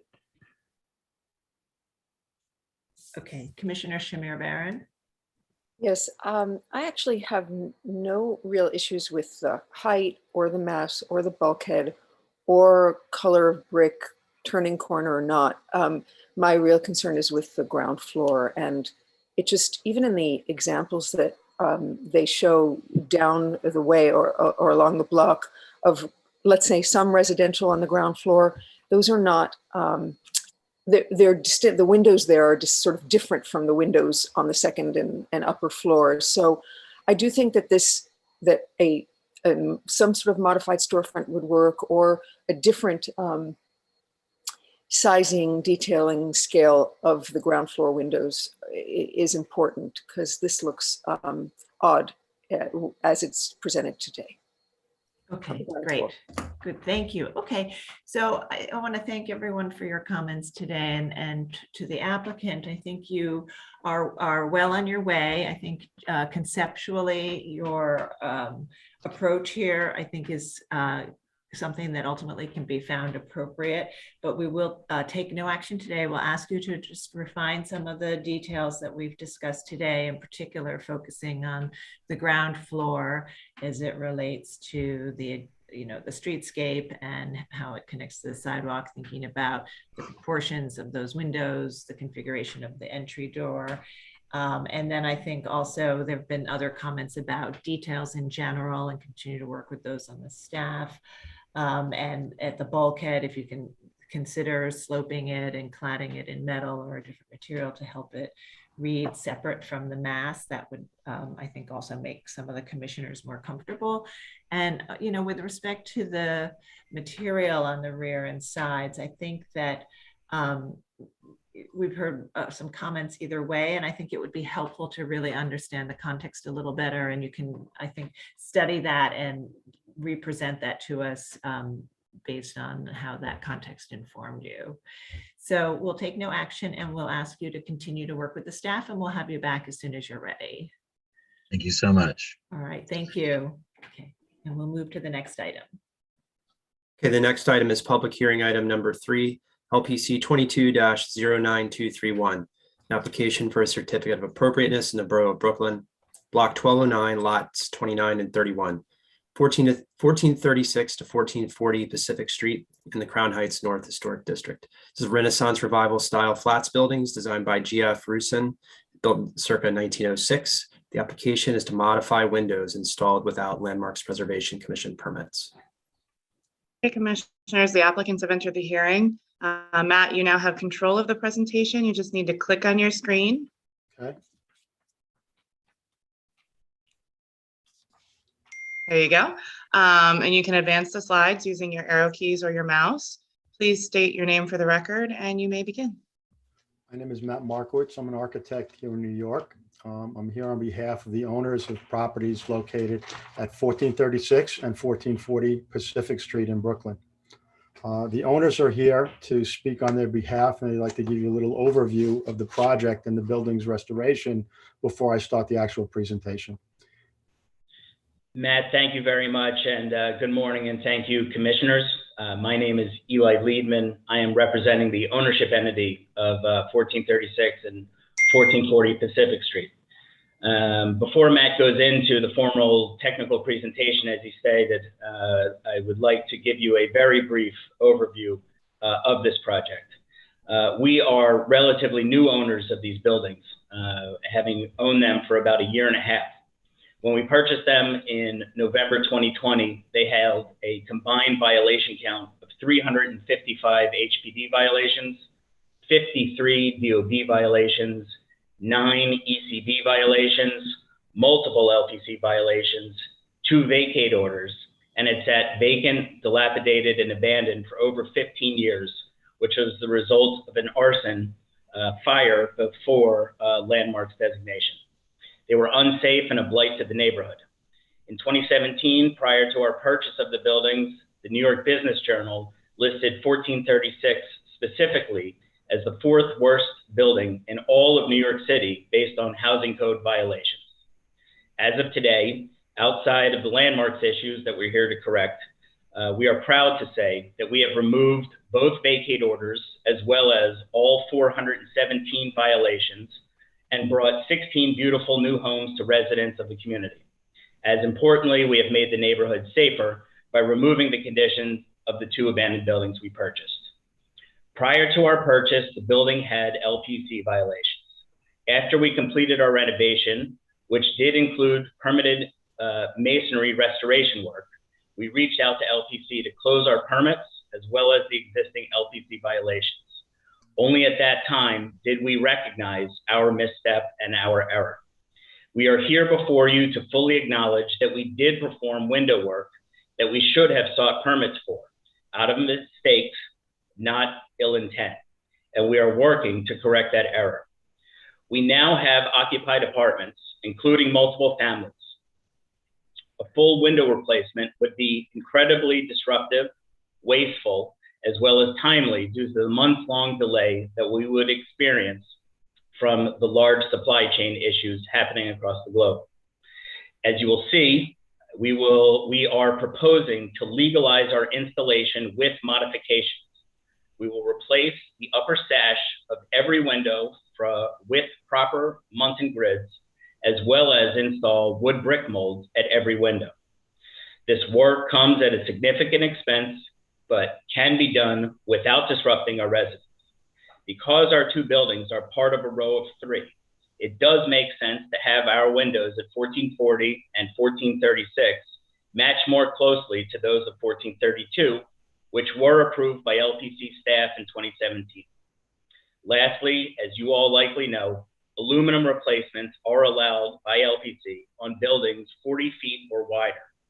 Each of our buildings are 33.5 feet. Combined, the two buildings are nearly 75 feet wide. We sincerely hope that you will consider that while we did make a mistake, it was genuinely just that, a mistake.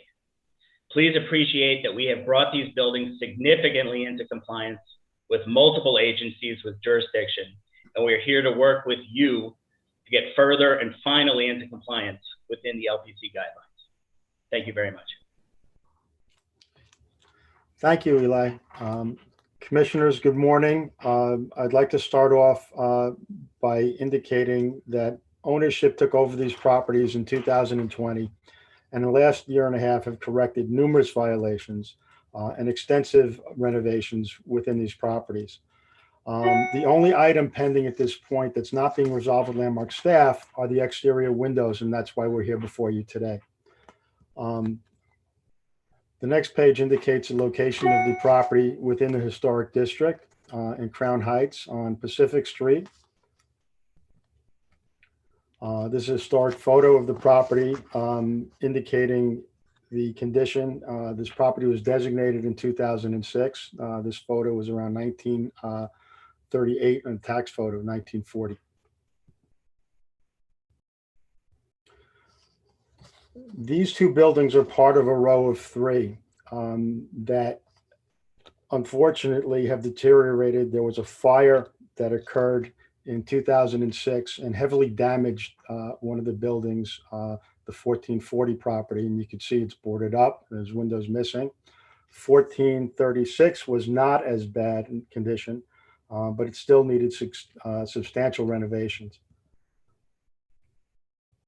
You can see the interior of the 1440 property, which is essentially gutted by the fire. And you see after the fire in 2006 that most of all the windows have been eliminated, but some have remained on the 1436 property, but have since been replaced. At the time of designation, the windows that were there were 9/1, and this photo shows the extensive renovations that were done to the exterior of the building, not just cleaning masonry, replacing of a cornice on the 1440 building that was lost during the fire. All the windows have been replaced, cleaning, repointing, stoop repair, masonry repairs throughout.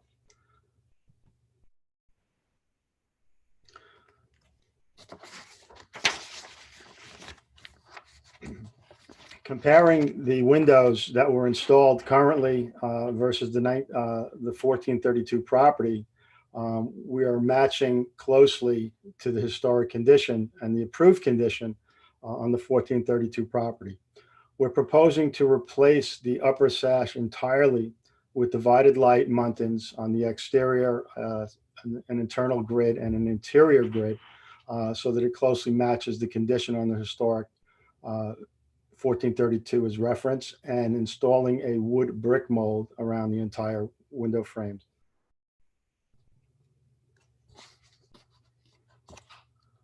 These elevations show the installed condition versus the proposed condition. The 1432 property has wood windows installed.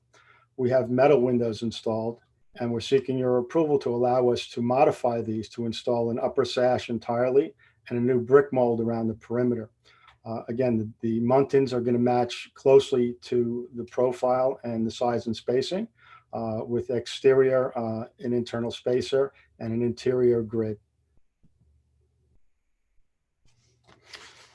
These details compare the existing, oops, sorry, go back to that. The section details compare the wood windows that we're replicating, the windows that were currently installed as aluminum, and the proposed conditions that we're changing, which is replace the entire upper sash with the proper munting grids and installing a brick moat around the perimeter. These are the plan details showing the same condition, the wood windows that we're replicating, the installed windows, and the proposed aluminum windows with the modifications. There are also some basement windows that have been installed. These are aluminum sliders that are going to be removed entirely. We're proposing to replace those with 1/1 windows. We're also reducing the panning that was installed at the head of the window as much as possible. On the interior, there's framing that would prevent us from installing the window all the way to the top of the opening. So there's going to be some panning, but we're also installing a custom wood brick mold around the entire perimeter to reduce this as much as possible. So as you see, the buildings have undergone an extensive restoration.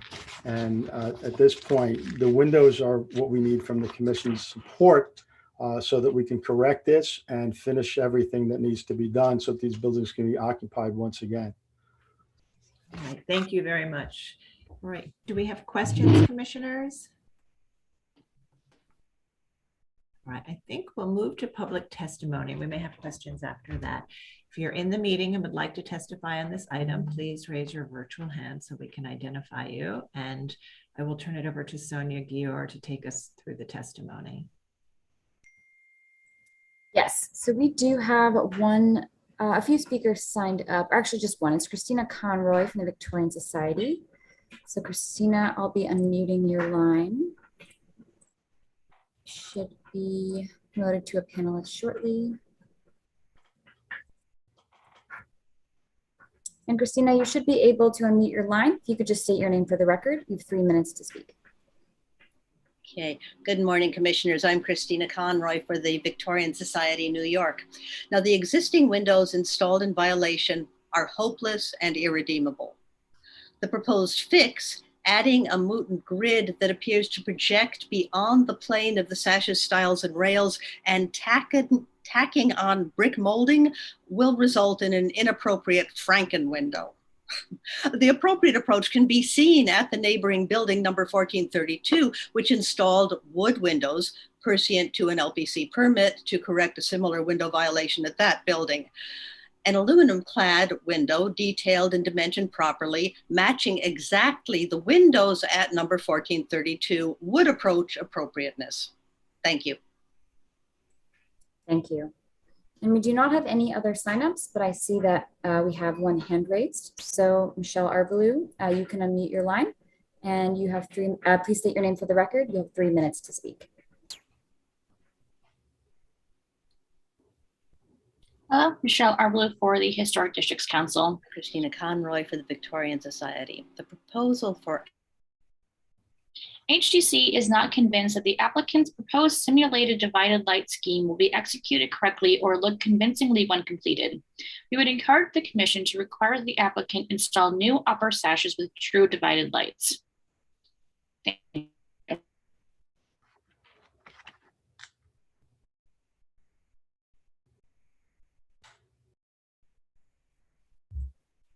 All right. Thank you. And those are the only speakers that we have. And I'll just note that Brooklyn Community Board 8 did oppose this application, expressing concerns that the applicant had not reached out to LPC before proceeding with the window replacement. Okay. All right, thank you. So I'd like to turn back to the applicants to ask if you'd like to respond to the comments. I think there is a confusion about the proposal that we've heard in the testimony. I think there were some members of the public who think you're applying grids to the existing windows, but as you presented it, you are replacing the upper sashes with new upper sashes with simulated divided lights, similar to what we'd approve in for other multi-light configurations. Is that correct? That is correct. Yes, we're replacing the entire upper sash with applied munting grids to match closely the 1432 property windows. Is there any other thing you'd like to respond to? The only other response to supplement what Matt just reiterated is these buildings are now fully tenanted, and we are trying to walk the fine line between doing what's right, as well as not disrupting our tenancies.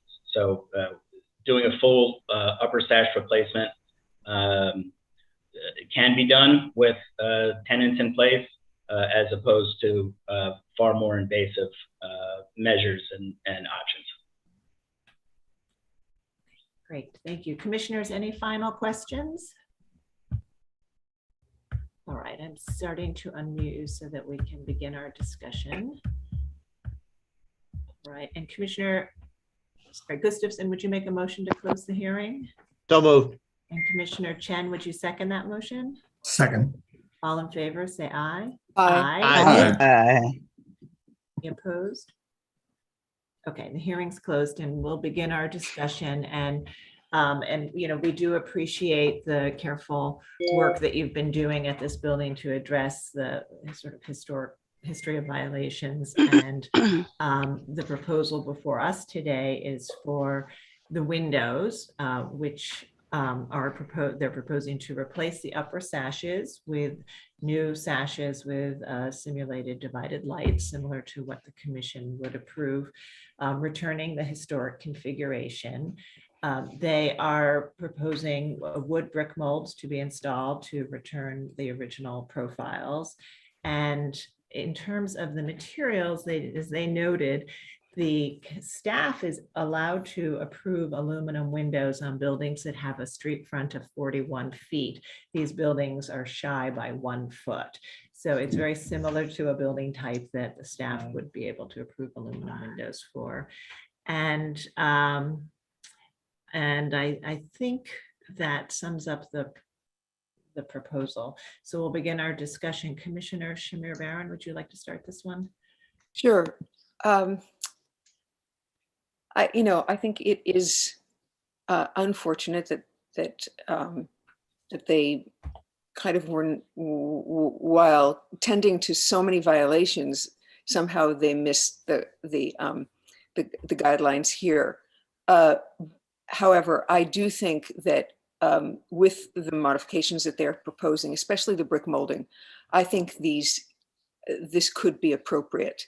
And so I'm inclined to say, yes, let us approve it with the modifications that they will implement. But I'd love to hear from others as well. Okay, thank you. Commissioner Holford Smith. Yeah, I agree. It is certainly unfortunate that they seem to have addressed all the other violations and somehow didn't realize they had to get window approval. But I think given the circumstances, that replacing the upper sash and adding the brick mold will bring these closer in alignment with what we would have approved originally. So I can find it appropriate. Okay, Commissioner Chapin.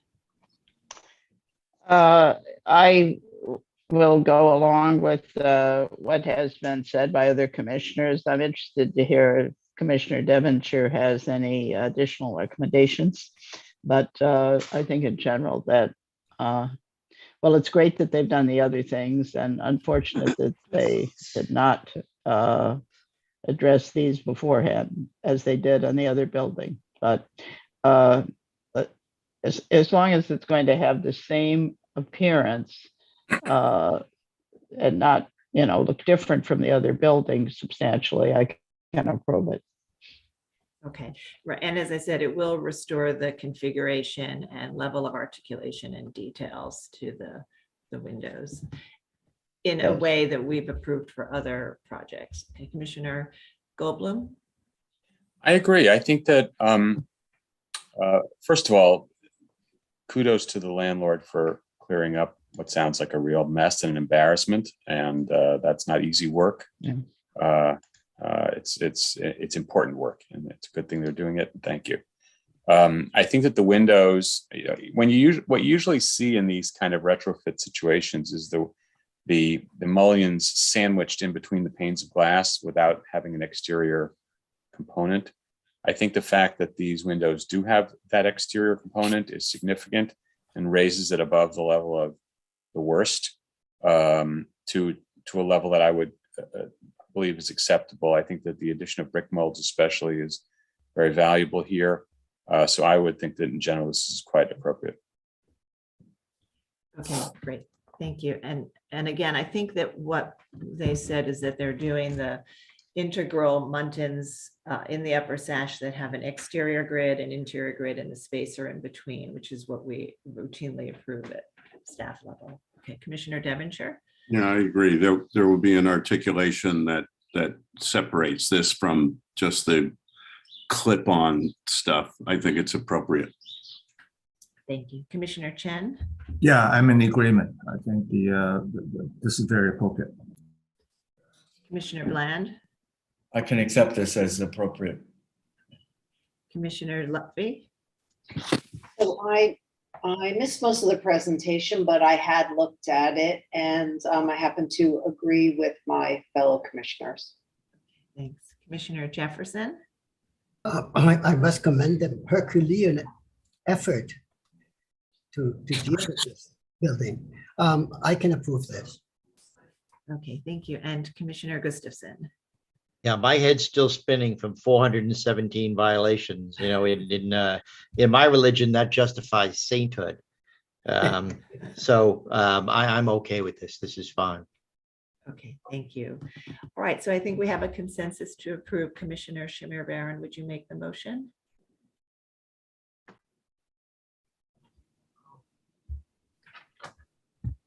I'm sorry. In the matter of LPC 2209-231, 1436 to 1440 Pacific Street, Crown Heights North Historic District, a Renaissance Revival style flats building designed by G.F. Rusin and built in 1906 circa. Application is to modify windows installed without Landmarks Commission permits. I note the building's style, scale, materials, and details are among the features that contribute to the special architectural and historic character of the Crown Heights North Historic District, and I recommend approval, finding that the removal of the pre-existing windows did not eliminate or damage any significant architectural features, that the existing replacement windows match the historic windows in terms of configuration and operation, that the finish of the windows is in keeping with buildings of this style, age and style, and is compatible with the color palette of the masonry facade, that due to the building's size and level of articulation, the metal material of the windows does not draw undue attention to itself, that the proposed replacement of the upper sash with new sash, including exterior muntin grids and the addition of profiled brick molds, will help the window to more closely recall the historic windows in terms of profiles, details, and level of articulation, that the extra horizontal framing at the head of the cellar windows will be largely screened from view by the low and deeply set placement, thereby helping them to remain as a discrete presence, and that the windows, as modified, will not detract from the special architectural or historic character of the building or historic district. Thank you. Commissioner Holford Smith, would you second that motion? I second it.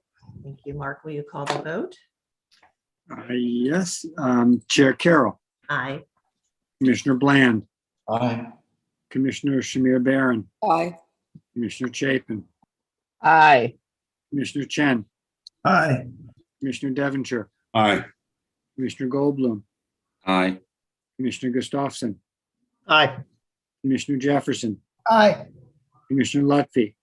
Aye. Commissioner Holford Smith. Aye. With 11 in favor and none opposed, the motion passes. That's approved. Thank you, and good luck with the rest of the building. Thank you very much.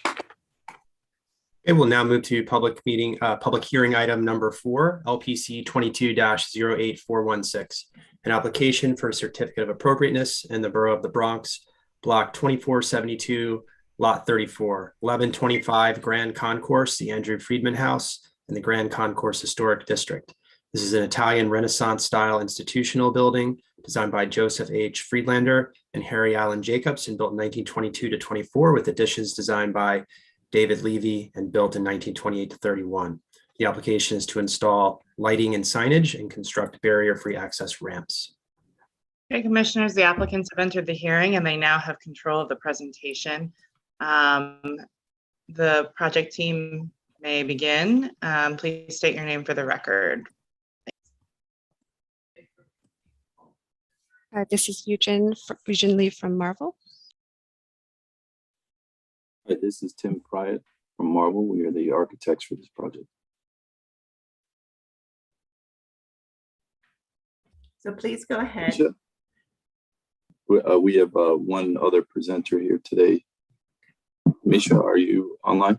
Yes, I was just struggling with the mute. Yes, I'm Misha with Lee Saltzman Architects, preservation consultant to Marvel, and really grateful to be doing this presentation before you this morning. Thank you. Thank you. So please go ahead and start the presentation.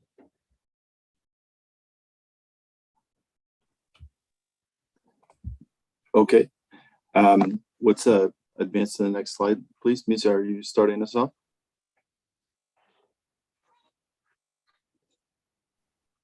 Oh, yes, sure. I think Eugene, are you advancing the slides? Great. Okay, so just a brief word of introduction. The project is regarding the Andrew Friedman home. And as was previously mentioned, the project before you includes requests for a new signage as well as lighting, particularly for the facade and for a new poured in place concrete pedestrian walkway and some bollard lighting and a barrier-free access ramps. So the building, if you can advance, yep. The building was constructed in two campaigns, primarily 1924, and then two symmetrical wings built in 1928. And one of the most interesting and distinguishing aspects about this particular site, beyond its very stately physical presence along the Grand Concourse, is that the original intention for the design of the building was to allow for a stately residence for retirees who had been wealthy but had become indigent, so that this would be a beautiful home for them as their sort of last hurrah, if you will. If you can advance, please.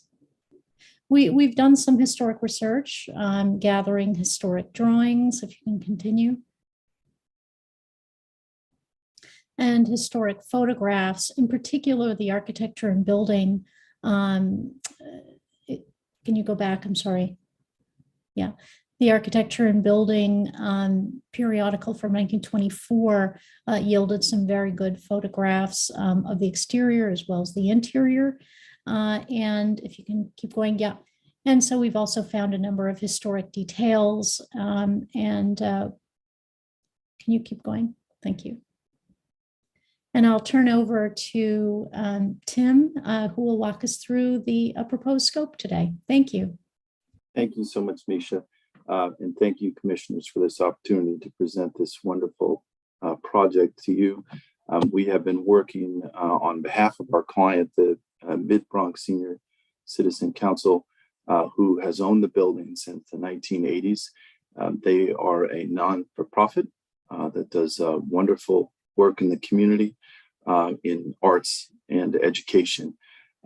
They are excited to present this project as they've been secured a grant, a state grant from the Downtown Revitalization Initiative to perform this work. What we're presenting for you today is really summarized in this slide, a series of exterior improvements that are intended to promote a sense of welcoming to the building, increase its visibility on the Grand Concourse, and really celebrate the identity of this historic Italian Renaissance structure, which I've always loved the fact that it was modeled after the Palazzo Farnese, and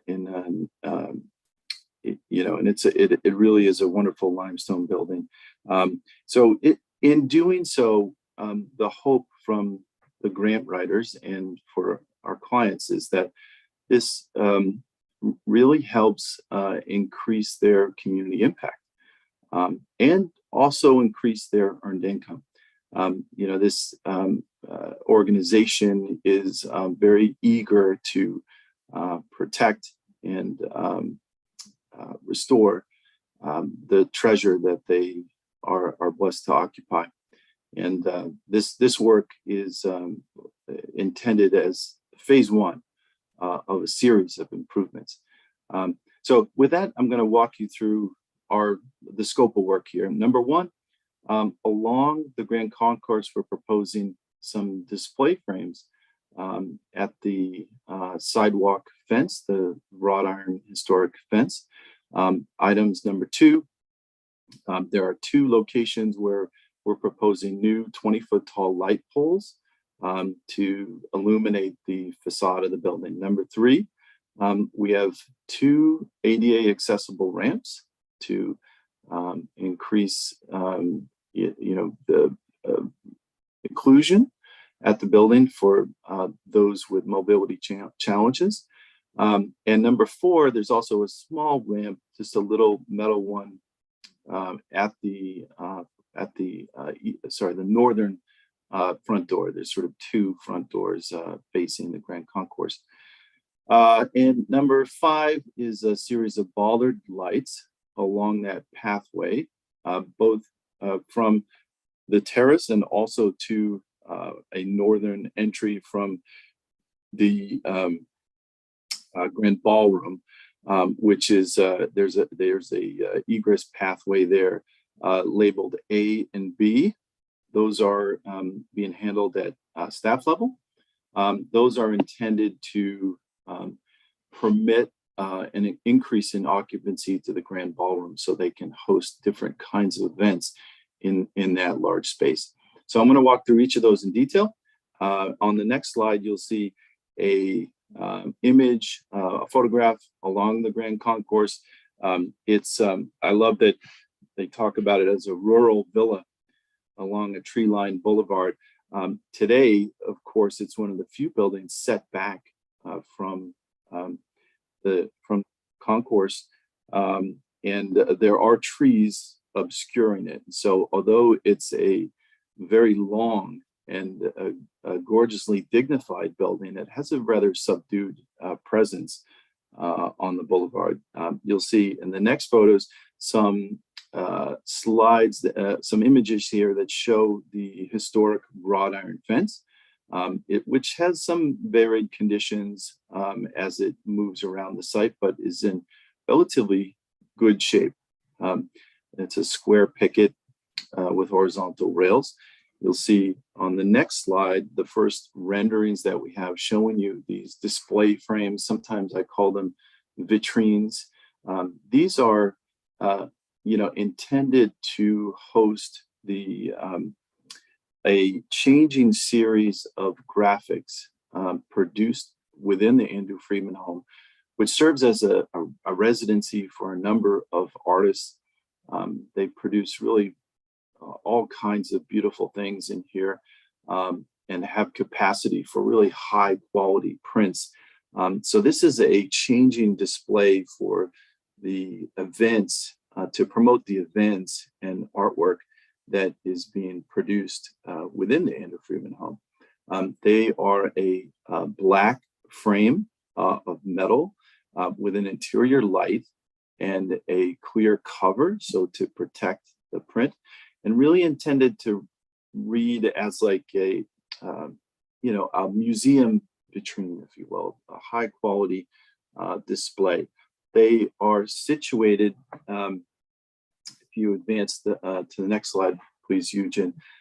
There are 10 of these. The top is a plan, the bottom is an elevation along the Grand Concourse, which slopes. You can see there's a significant kind of change in grade. As you're walking south, you're going downhill.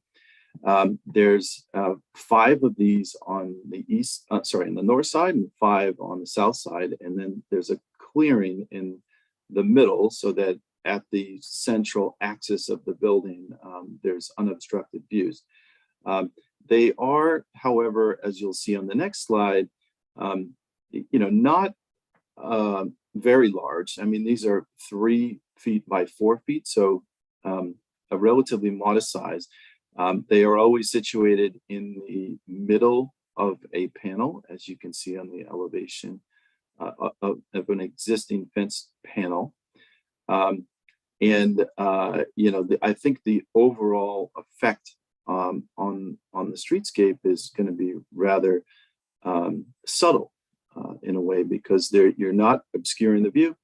They're rather small, and there's just a little bit of quiet lighting. I would note here also, you'll see the details on the right. There's no mechanical fastening. We're just going to use a clamp kind of detail. So these are fully removable, and we're not damaging any of the historic fabric. Of course, as you'll see in the next slide, there's a number of precedents for this kind of modification or supplement to historic structures, the Pierpont Morgan Library and the Trinity Church. We hope that you might find this element appropriate for the Andrew Freeman home as well. The next item is the exterior lighting. There is presently, these are photographs of the existing front lawn. There is no lighting, functional lighting of the building itself at present. Our plan here, as you'll see in the rendering on the next sheet, is to, the existing condition is on the left. There's only streetlights. The proposed condition is on the right. So we are lighting just the original middle section of the building. The intent here is to be subtle. We don't want to be overly powerful in the lighting. There are no colors or anything of the sort. It's really just meant to give a soft glow to the building so that you feel its presence as you're traveling along the Grand Concourse. The way that we do that is in plan. On the next slide, you'll see the light poles are set back. They're located with the little blue number ones. They're set back significantly from the facade, close to the fence, but behind the trees. So this way we're going to get, you'll see on the next slide, a series of the cone of light, if you will be directed just at the facade. There'll be no light leak at all beyond our property. And the light pole itself is going to be visually concealed behind the existing trees along the sidewalk. These are 20-foot high light poles. You'll see on the next slide, we have the specification for these poles. They're a high quality Bega brand lamp. They are all black, which is intended to, is the most discreet color within the landscape.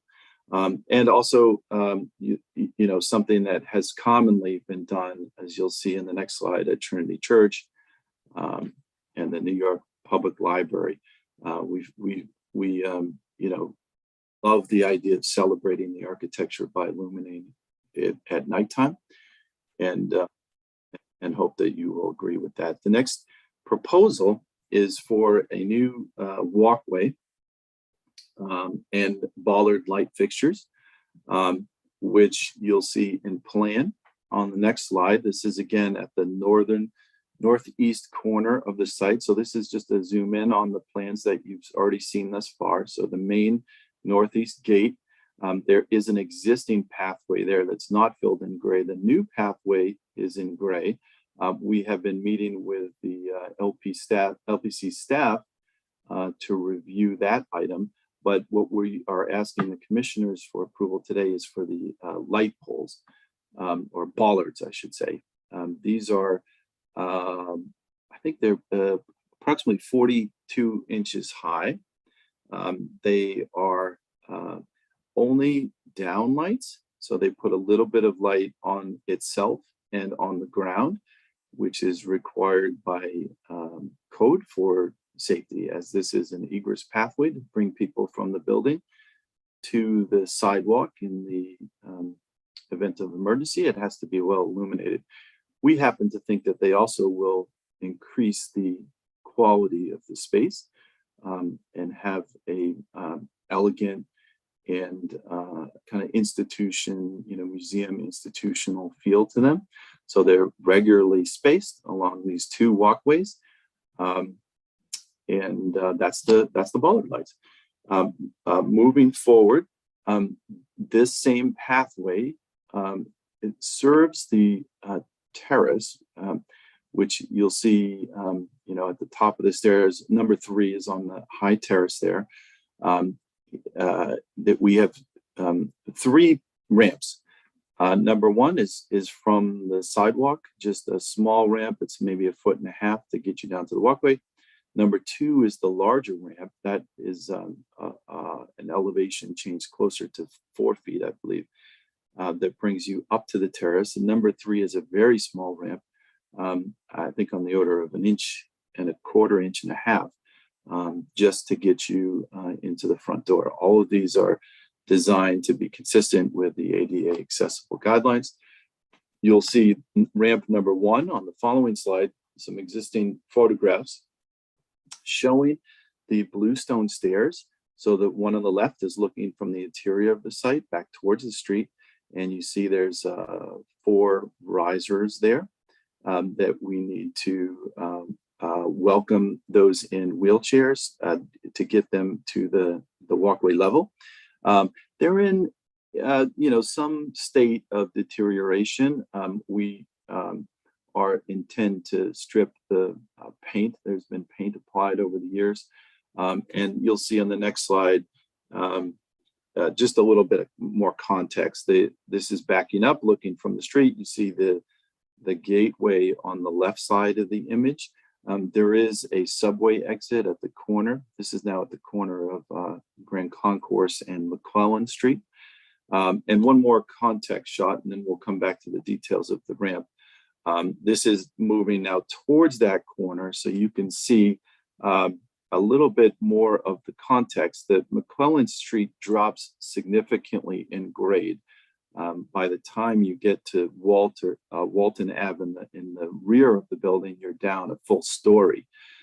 So it really, this is all to say that this front entry really is the most accessible and to make a case for why these ramps are needed and appropriate. So back to the details, you'll see in the next slide, the plan on the left shows that front northeast entry gate and how we're proposing to add a ramp to a part of those stairs. It will still keep a clear pathway down the stairs, but you are also able to turn to the right as you enter and then have a small ramp down to bring you back to the pathway. We are proposing metal railings that would be finished in black for this ramp and the next ramp. We believe that, as there is some wrought iron work on the project and some non-historic elements at fire escapes that also have the same black kind of railing, it's the most discreet. Rather than match the kind of heavy masonry architecture, we're proposing these light metal black rails to be somewhat invisible, if you will, in the landscape, or at least as most visually discreet as possible, while still maintaining the required coverage and protection for the actual ramp. Moving forward, the next ramp is the larger one. This one requires that we create an opening.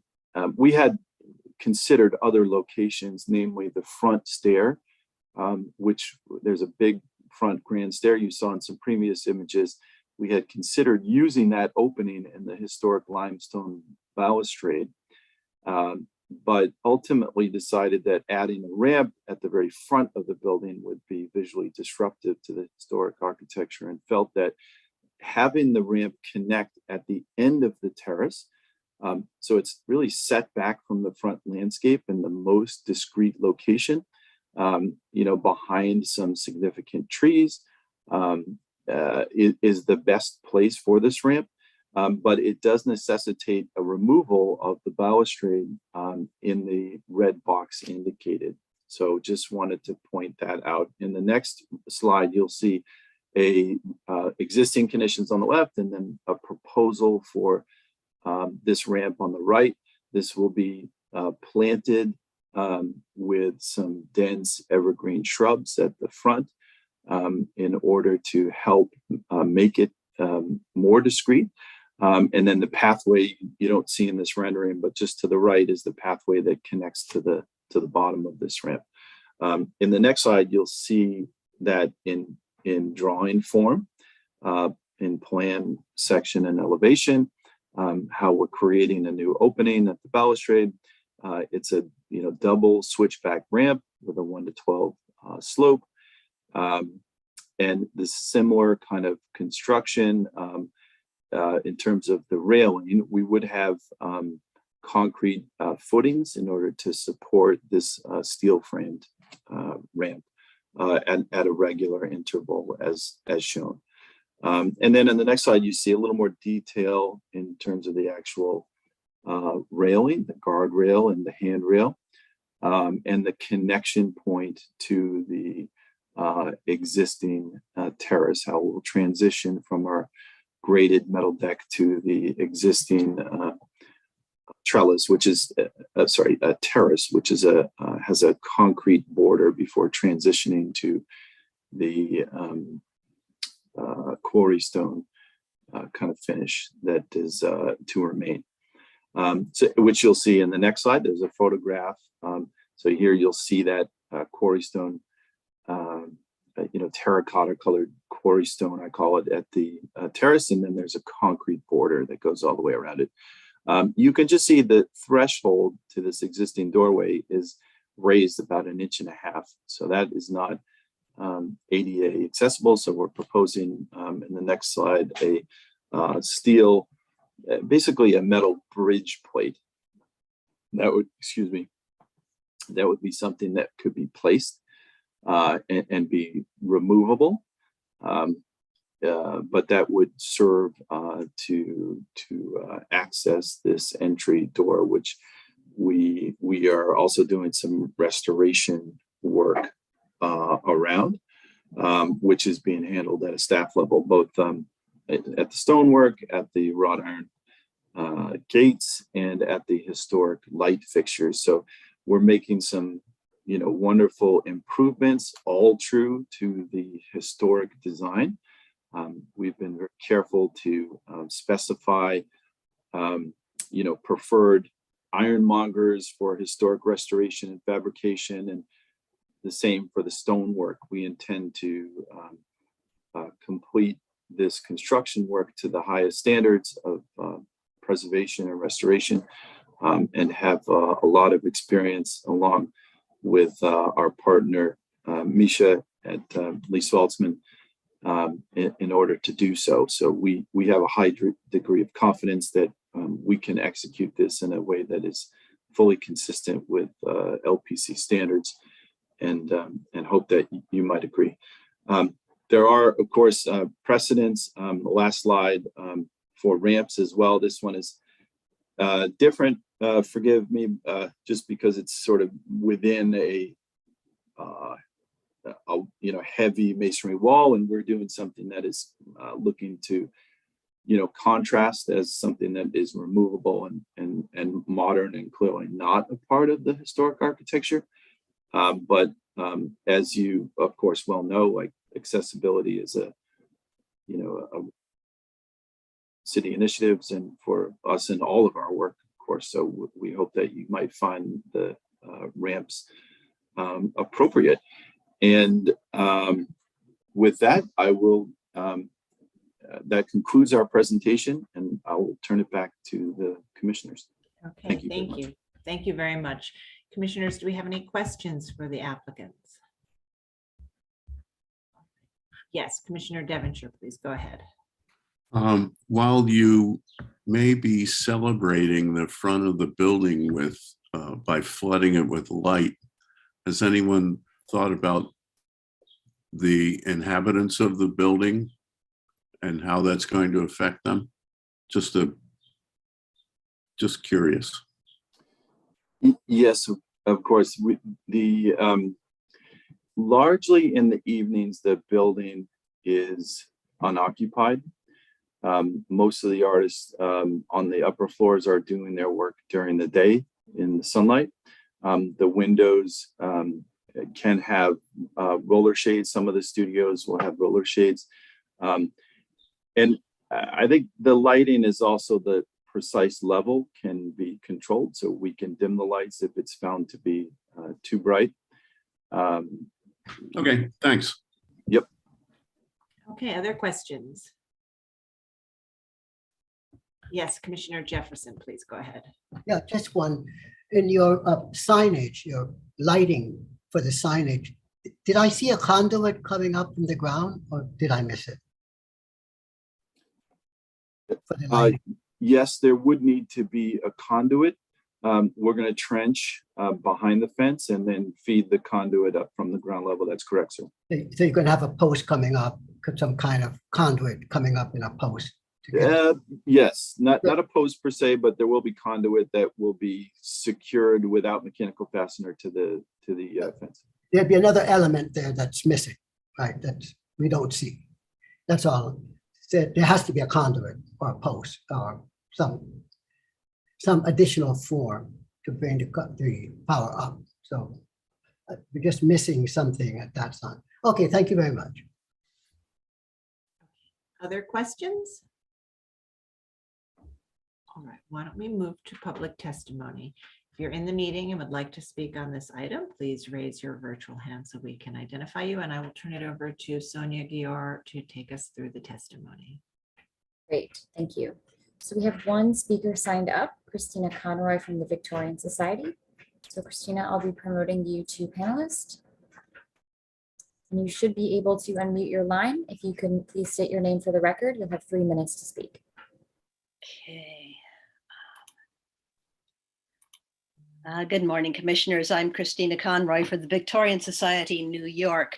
Now, the proposal for access takes advantage of this generous site to create a dignified yet discreet route that doesn't intrude upon the character of the building or landscape, and we think it should be approved.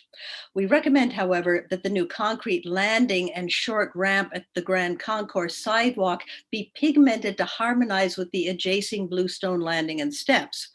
We also recommend that the short section of original limestone or cast stone balustrade to be removed, be salvaged, relocated, and used to repair damaged or missing sections, or retained on site for potential future reuse.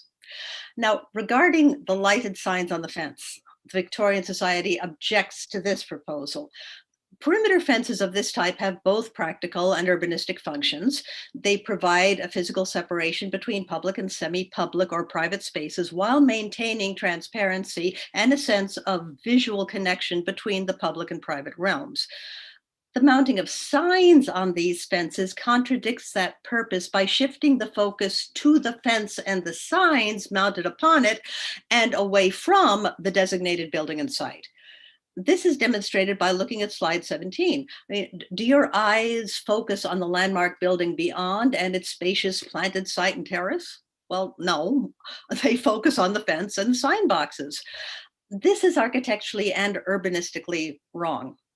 And in this case, the signs not only inappropriately focus attention, but because of their large number, they actually block views of the building. Now, regarding the proposed light poles, we have objected to similar installations in the past, and we do so again. The slender and sleek nature of the proposed poles maximizes their impact when seen as foreground objects, contrasting with the ornate historic building beyond. Though somewhat mitigated in this case by the large treed site, they distract and clutter the landscape. There are more sophisticated ways to provide discrete facade lighting than resorting to the blunderbuss approach of floodlights on poles, which have the added disadvantage of blinding anyone looking out from the building toward the street after dark. So thank you. Thank you. So we do not have any other signups, but I do see there is a hand raised. So Michelle Arbalou, I'll be promoting you to panelist. You should be able to unmute your line. If you can please state your name for the record, you'll have 3 minutes to speak. Hello, Michelle Arbalou for the Historic Districts Council. While HDC is generally supportive of this application, we have a request. We are unclear of the visibility of the ADA ramp from the public thoroughfare and wonder why the applicant included images of the very handsome and sophisticated ADA access ramp at St. Patrick's Cathedral, but then chose to design something that looks temporary and overly metallic. We would ask the commission to require a more elegant and integrated ramp for this beautiful building. Thank you. Thank you. And we do not have any other speakers and there are no more hands raised. So I will just note that Bronx Community Board 4 supports this application. Great, thank you. All right, I'd like to turn back to the applicants and ask if you'd like to respond to the comments we've heard. Thank all the commenters for those comments. Certainly, the pigmented concrete and the salvaged stone is something that we absolutely can employ. I guess I would just say on the signage vitrines that I think slide 22 well shows that at the scale of the street, which is quite broad, the signage is rather discreet and does not obscure from the building. The signage is visible in the proposed view. You just see it sort of just barely above those cars. So they're rather small at the scale of the street and the building, and we feel both them and the lighting is appropriate with regards to the ramp. We've opted along with the client for a more modern intervention that is not looking to emulate the terrace, so to not distract from the symmetry of the terrace as intended, and ask that the commissioners consider the design as proposed. Thank you. Oh, I would also just like to mention quickly, Sarah, that with regards to the ramp, Eugen, can you just point to the plan again for the switchback ramp? Thank you. So I just would like to point out again, just the significant recessed location of the switchback ramp from the public way. I would also note that because there is a lot of vegetation and mature tree growth, particularly at this northeast corner, that there is limited visibility from the public way, particularly from the Grand Concourse. I would also note that there is a significant change in grade as one proceeds along McClellan Street. So there is a retaining wall along McClellan that really obstructs any views towards the interior of the property. And then lastly, Eugen, can you just proceed to the rendered view showing the vegetation in front of the ramp? Misha, do you have a slide number? Oh gosh, I'm sorry, I don't. Well, let me know when you need me to stop. Yeah, yeah. It's 35. 35, there we go. Thank you.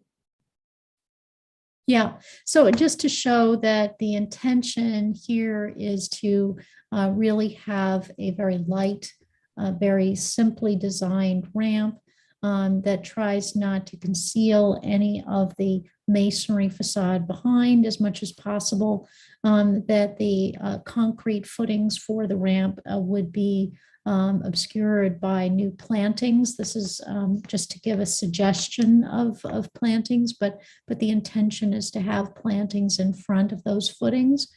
And again, with the black painted finish on the metal, to really be sympathetic with not only the wrought iron fence at the front of the property, but other metal work that exists elsewhere, both at the doors and at the existing egress stair, just to try to, again, not attract overly too much attention to it, while at the same time providing a dignified and cohesive response for allowing barrier-free access to this unique property. Thank you.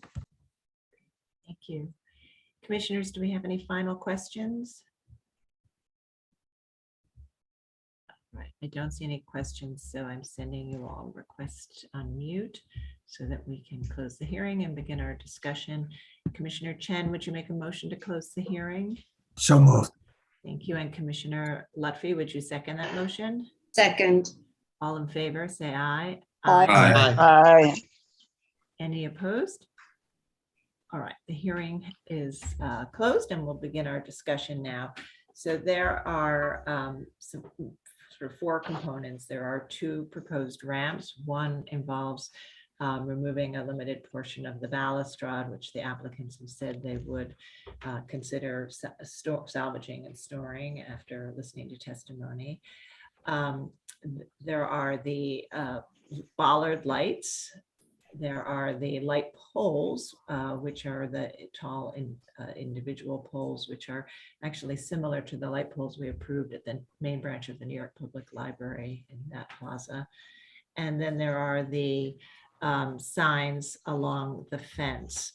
So we'll begin our discussion. If we can try to hit each of those components, that would be great. Commissioner Jefferson, would you like to start this one? Sure. Several presentations, severally thought through. I'll start with the signage of the fence. I think it works. My problem is that the sign, the object on the fence also has an element coming up from it that should have been shown, because that becomes part of the fence, the lighting of the fence. I think there might be the spacing of the elements are too close, or maybe they're just too many signs, or the proportion of the sign, but it seems a bit excessive to me, the amount of signage. The lighting of the facade, I'm somewhat torn, because there must be a simpler way of lighting a facade than these poles. And I've seen them done before in different ways, but I can accept the poles, perhaps. If you have approved it before, I can accept that. The ADA ramp, I think the ramp as an object is okay, but I think the support, the structure below it is kind of awkward. It looks fairly industrial, and perhaps it could be refined how it's, as an object in a space, it should, even if it's covered by planting, it should have some kind of refinement to it. I can accept the fencing, the guardrail. And I think item 4, the entry, it's very well done. I think the simple entry to the front door is very well done. Okay, thank you. Commissioner Gustafson. This past Sunday, I went up and visited the site and walked around at 360 degrees on McClellan and Walton and 166th, and the applicant correctly states that the building has what they described as a subdued presence. I've been by that building 100 times or more and never realized it was there. That's perhaps because I'm usually driving by, but it is a very beautiful structure, and it's very unique in the area. So I do appreciate the fact that they're showing it some care and attention. The building, to follow up on what the applicant said, before we talk about anything, you have to really understand how far back this building is set from the street and how hard it is to see. Some of the elements that when you look at the slides, they may call out to you when you're looking at a slide, but when you're there in person, they really don't. The visibility of the ramps is at a very, very long distance, and I'm okay with both of those ramps as they are. Encourage them to build up on that vegetation, and that's fine. In terms of lighting, the bollards are not going to be noticed. And I actually am very positive about adding the lighting element to this building because it otherwise really does go unnoticed. And the lighting is, for whatever purpose they're putting it there, it's going to really share this building with the public. And the style of those light poles it's not important to me. Now, as for the signage on the fence, understanding again the site is important. There's the only way anyone's going to ever see that signage is when they're walking on the sidewalk on the west side of the street, which is to say the concourse doesn't afford you a view of it from either from the middle or the other side. It's way too far. You're way too far away. So the only people going to be looking at those signs are going to be right there on that sidewalk. And that suggests to me that we don't really need as many of them as there are proposed. They do disrupt that, and I am a big fan of lengthy iron fences. Much like the one at Snug Harbor on Staten Island, they're really impressive. And the disruption, I think, is too frequent. I do appreciate I think they described it as the signs are going to have quiet lighting. And I think I understand that, and I'm okay with that. So I think the only thing I would suggest here is to change is to reduce the number of those signs. It does make it look a little too commercial for my liking as well. I'm not as concerned about it hiding the building as much as it really takes away from the drama of the site as a whole. I agree with the Victorian Society that with regard to the pigment in the ramp at the Grand Concourse, and also I think it's a terrific suggestion, although it may be difficult to implement, salvaging the material that they remove from that balcony. I don't know how that's going to work with how old it is, but if they can, it would be helpful. I think in the future, other parts of that may require repair. So those are my thoughts. Okay, thank you. Commissioner Shamir Baron. I think I'm in agreement with everything Commissioner Gustafson just said. So the lighting is appropriate, and reduction in signage. And I do think that the ramp rail should be a kind of a light gray or something that's a little bit lighter. I mean, definitely not black, but something that relates in some form to the building hue. Okay. Otherwise appropriate. Commissioner Holford Smith. I want to thank John for his site visit and his insights on the application. They're very helpful. Since I have not seen the site myself. I think I'm generally in agreement with all of his comments. I do think that there are too many of those sign boxes on the fence.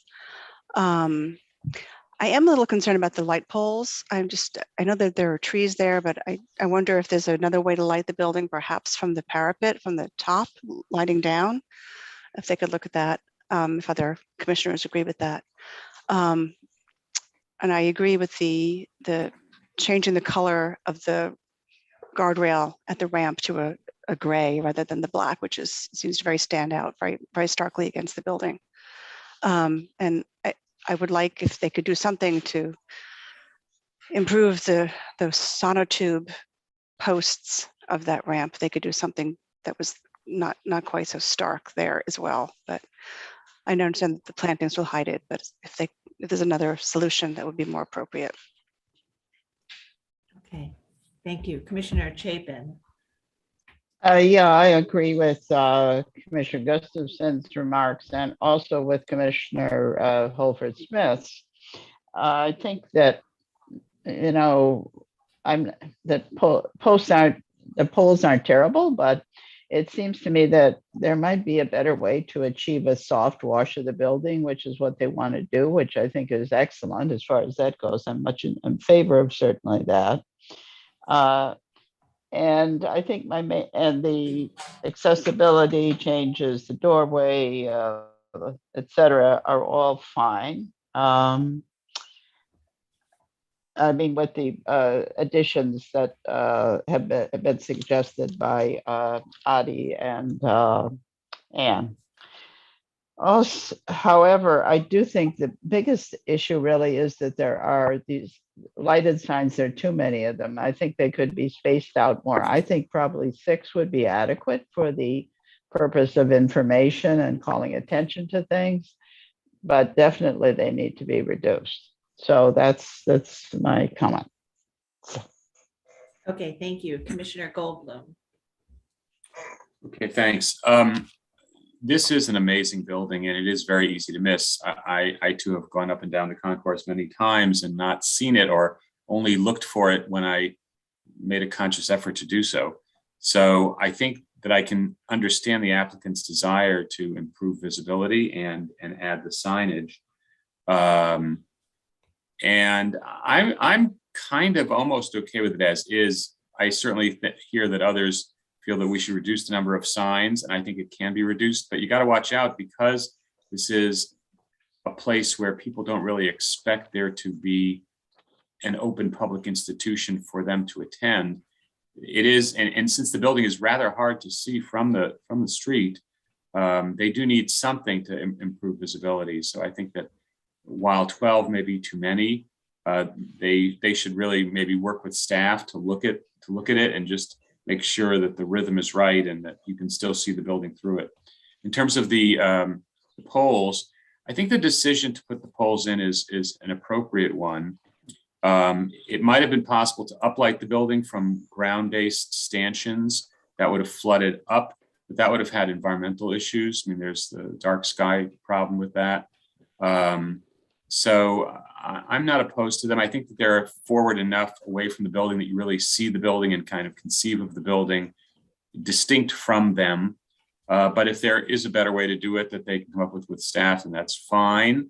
And I agree with Ann on the sonotubes. I think if there is a way to try to integrate the ramp into that plaza experience more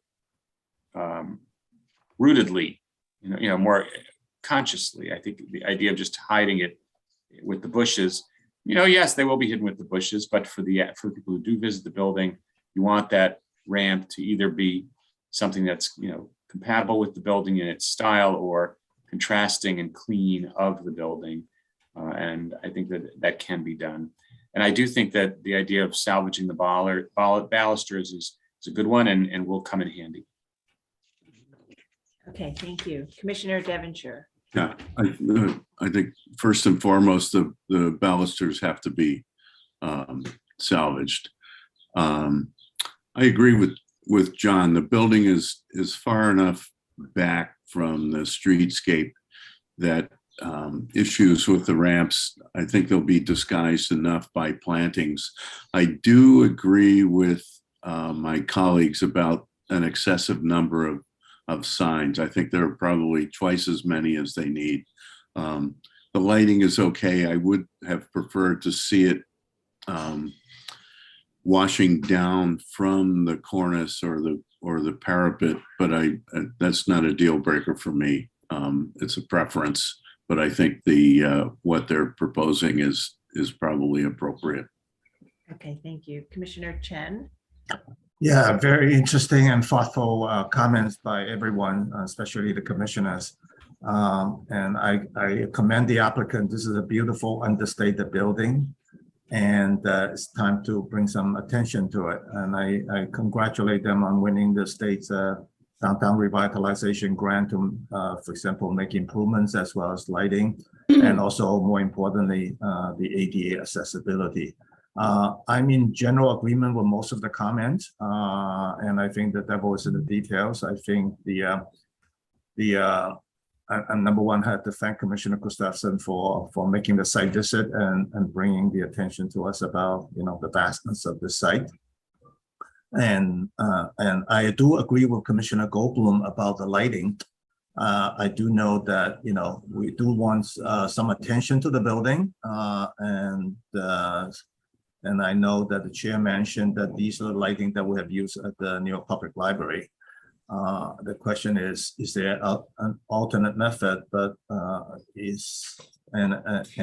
so I leave that to the staff and the applicant to further study. And I also agree with the suggestion about whether, given the vastness of this building, that whether the positioning of the sign or those boxes that is proportional and appropriate to the of a site of the scale and the structure of the scale.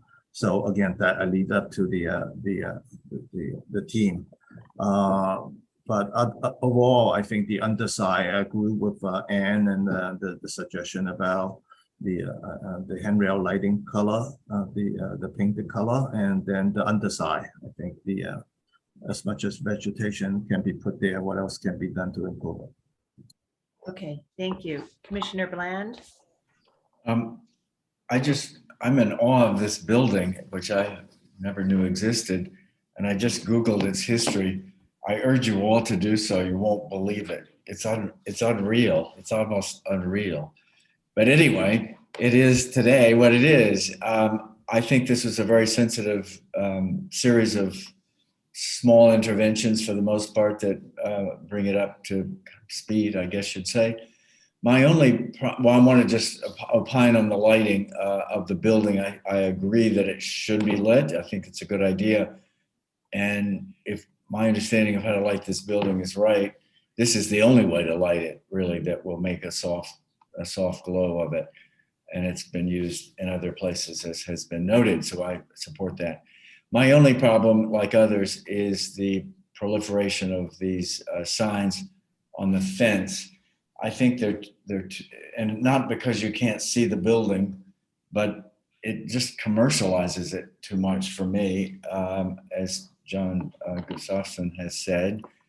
I think there are too many of them, and I'm not sure they should be lit at all. So those are my thoughts. Everything else seems good to me. Okay, thank you. Commissioner Lutfi? Well, I think mostly everything's been said here, and Fred just raised an issue that I happen to agree with. I do also want to commend the applicant for a very thoughtful and sensitive approach to this project, and for making an effort to respect the existing materiality of this building, and to use likewise use materials that blend in with it. So I am fine with the ADA ramps and agree with the recommendations about paying attention to the foliage, to block it, and also to work with staff on tweaking the design a little bit so that it's better integrated into the platform, and looking at the tinting, et cetera. It's great that they are going to be salvaging the balusters. I think the poster boxes are incredibly well designed and well sized, and again, the materiality is wonderful. I happen to agree that there are way too many of them. I think they're probably in number need to be halved. And I'm not quite sure that there's any reason to light them. If the lighting in general of the facility works, then for the evening, there should be enough ambient lighting to read these signs as you're passing them. You don't need to see them from a distance. So I don't think they need to be well lit. And thank you, John, for bringing that to my attention. So I'm also okay with the pole lighting, and Michael Devonshire asked about the level of the lighting, and I think that's something that the applicant should continue to study, and if it needs to be tweaked, make those tweaks. I understand it can happen, after the installation and everything's up and running.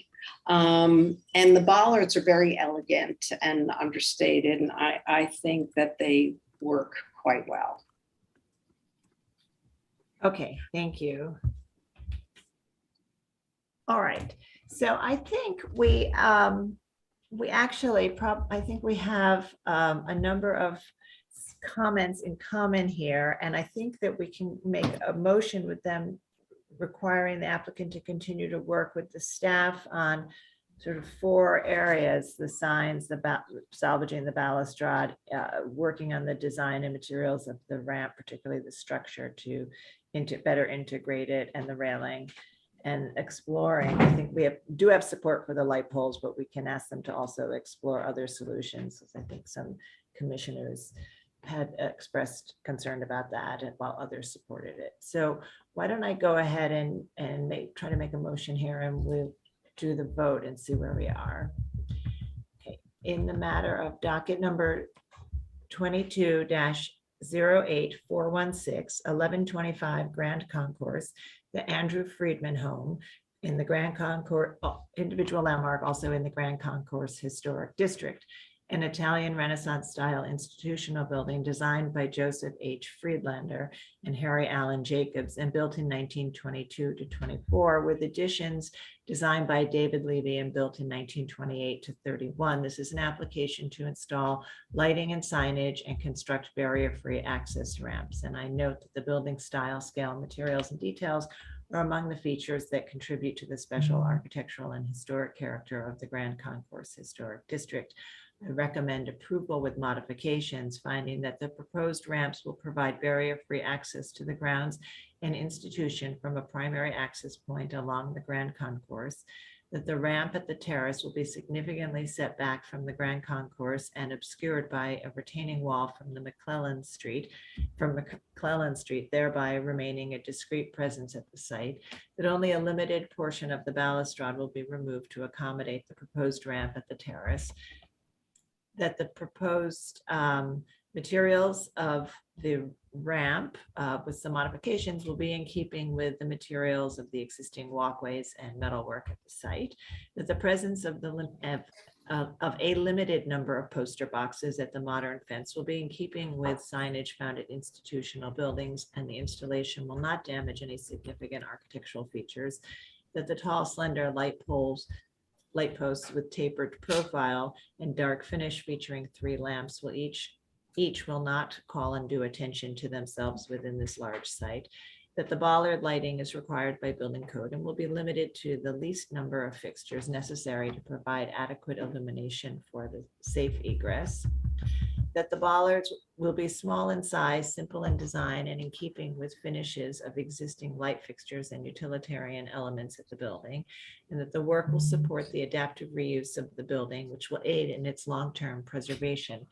However, I recommend that the applicants continue to work with the staff on a number of items, including in the proposal, a plan to salvage the portion of the balustrade being removed, to reduce the number of signs and increase the spacing between the signs, working with the staff on the appropriate rhythm and scale, to refine the design of the ramp and better integrate it into the landscape by adding some planting and refining the design, finish, and materials of the structure beneath it, and looking at a light gray for the metal railing. And finally, that the applicant continue to explore lighting solutions, possibly at the parapet in lieu of the light poles, although if the lighting is not feasible, the approach for the lighting is not feasible, the light poles are otherwise approved. I think I got all of that right. Commissioner Jefferson, would you second that motion?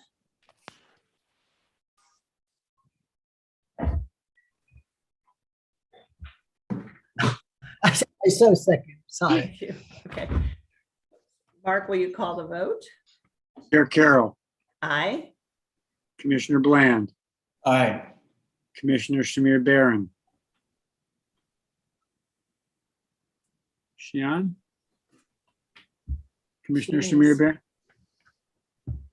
Okay, Commissioner Chapin. No, sorry. Aye. Aye. Aye, Commissioner Barron, thank you. Commissioner Chapin. Aye. Commissioner Chen. Aye. Commissioner Devonshire. Aye. Commissioner Goldblum. Aye. Commissioner Gustafson. Aye. Commissioner Jefferson. Aye. Commissioner Lutfi. Aye. Commissioner Holford Smith. Aye. With 11 in favor and none opposed, the motion passes.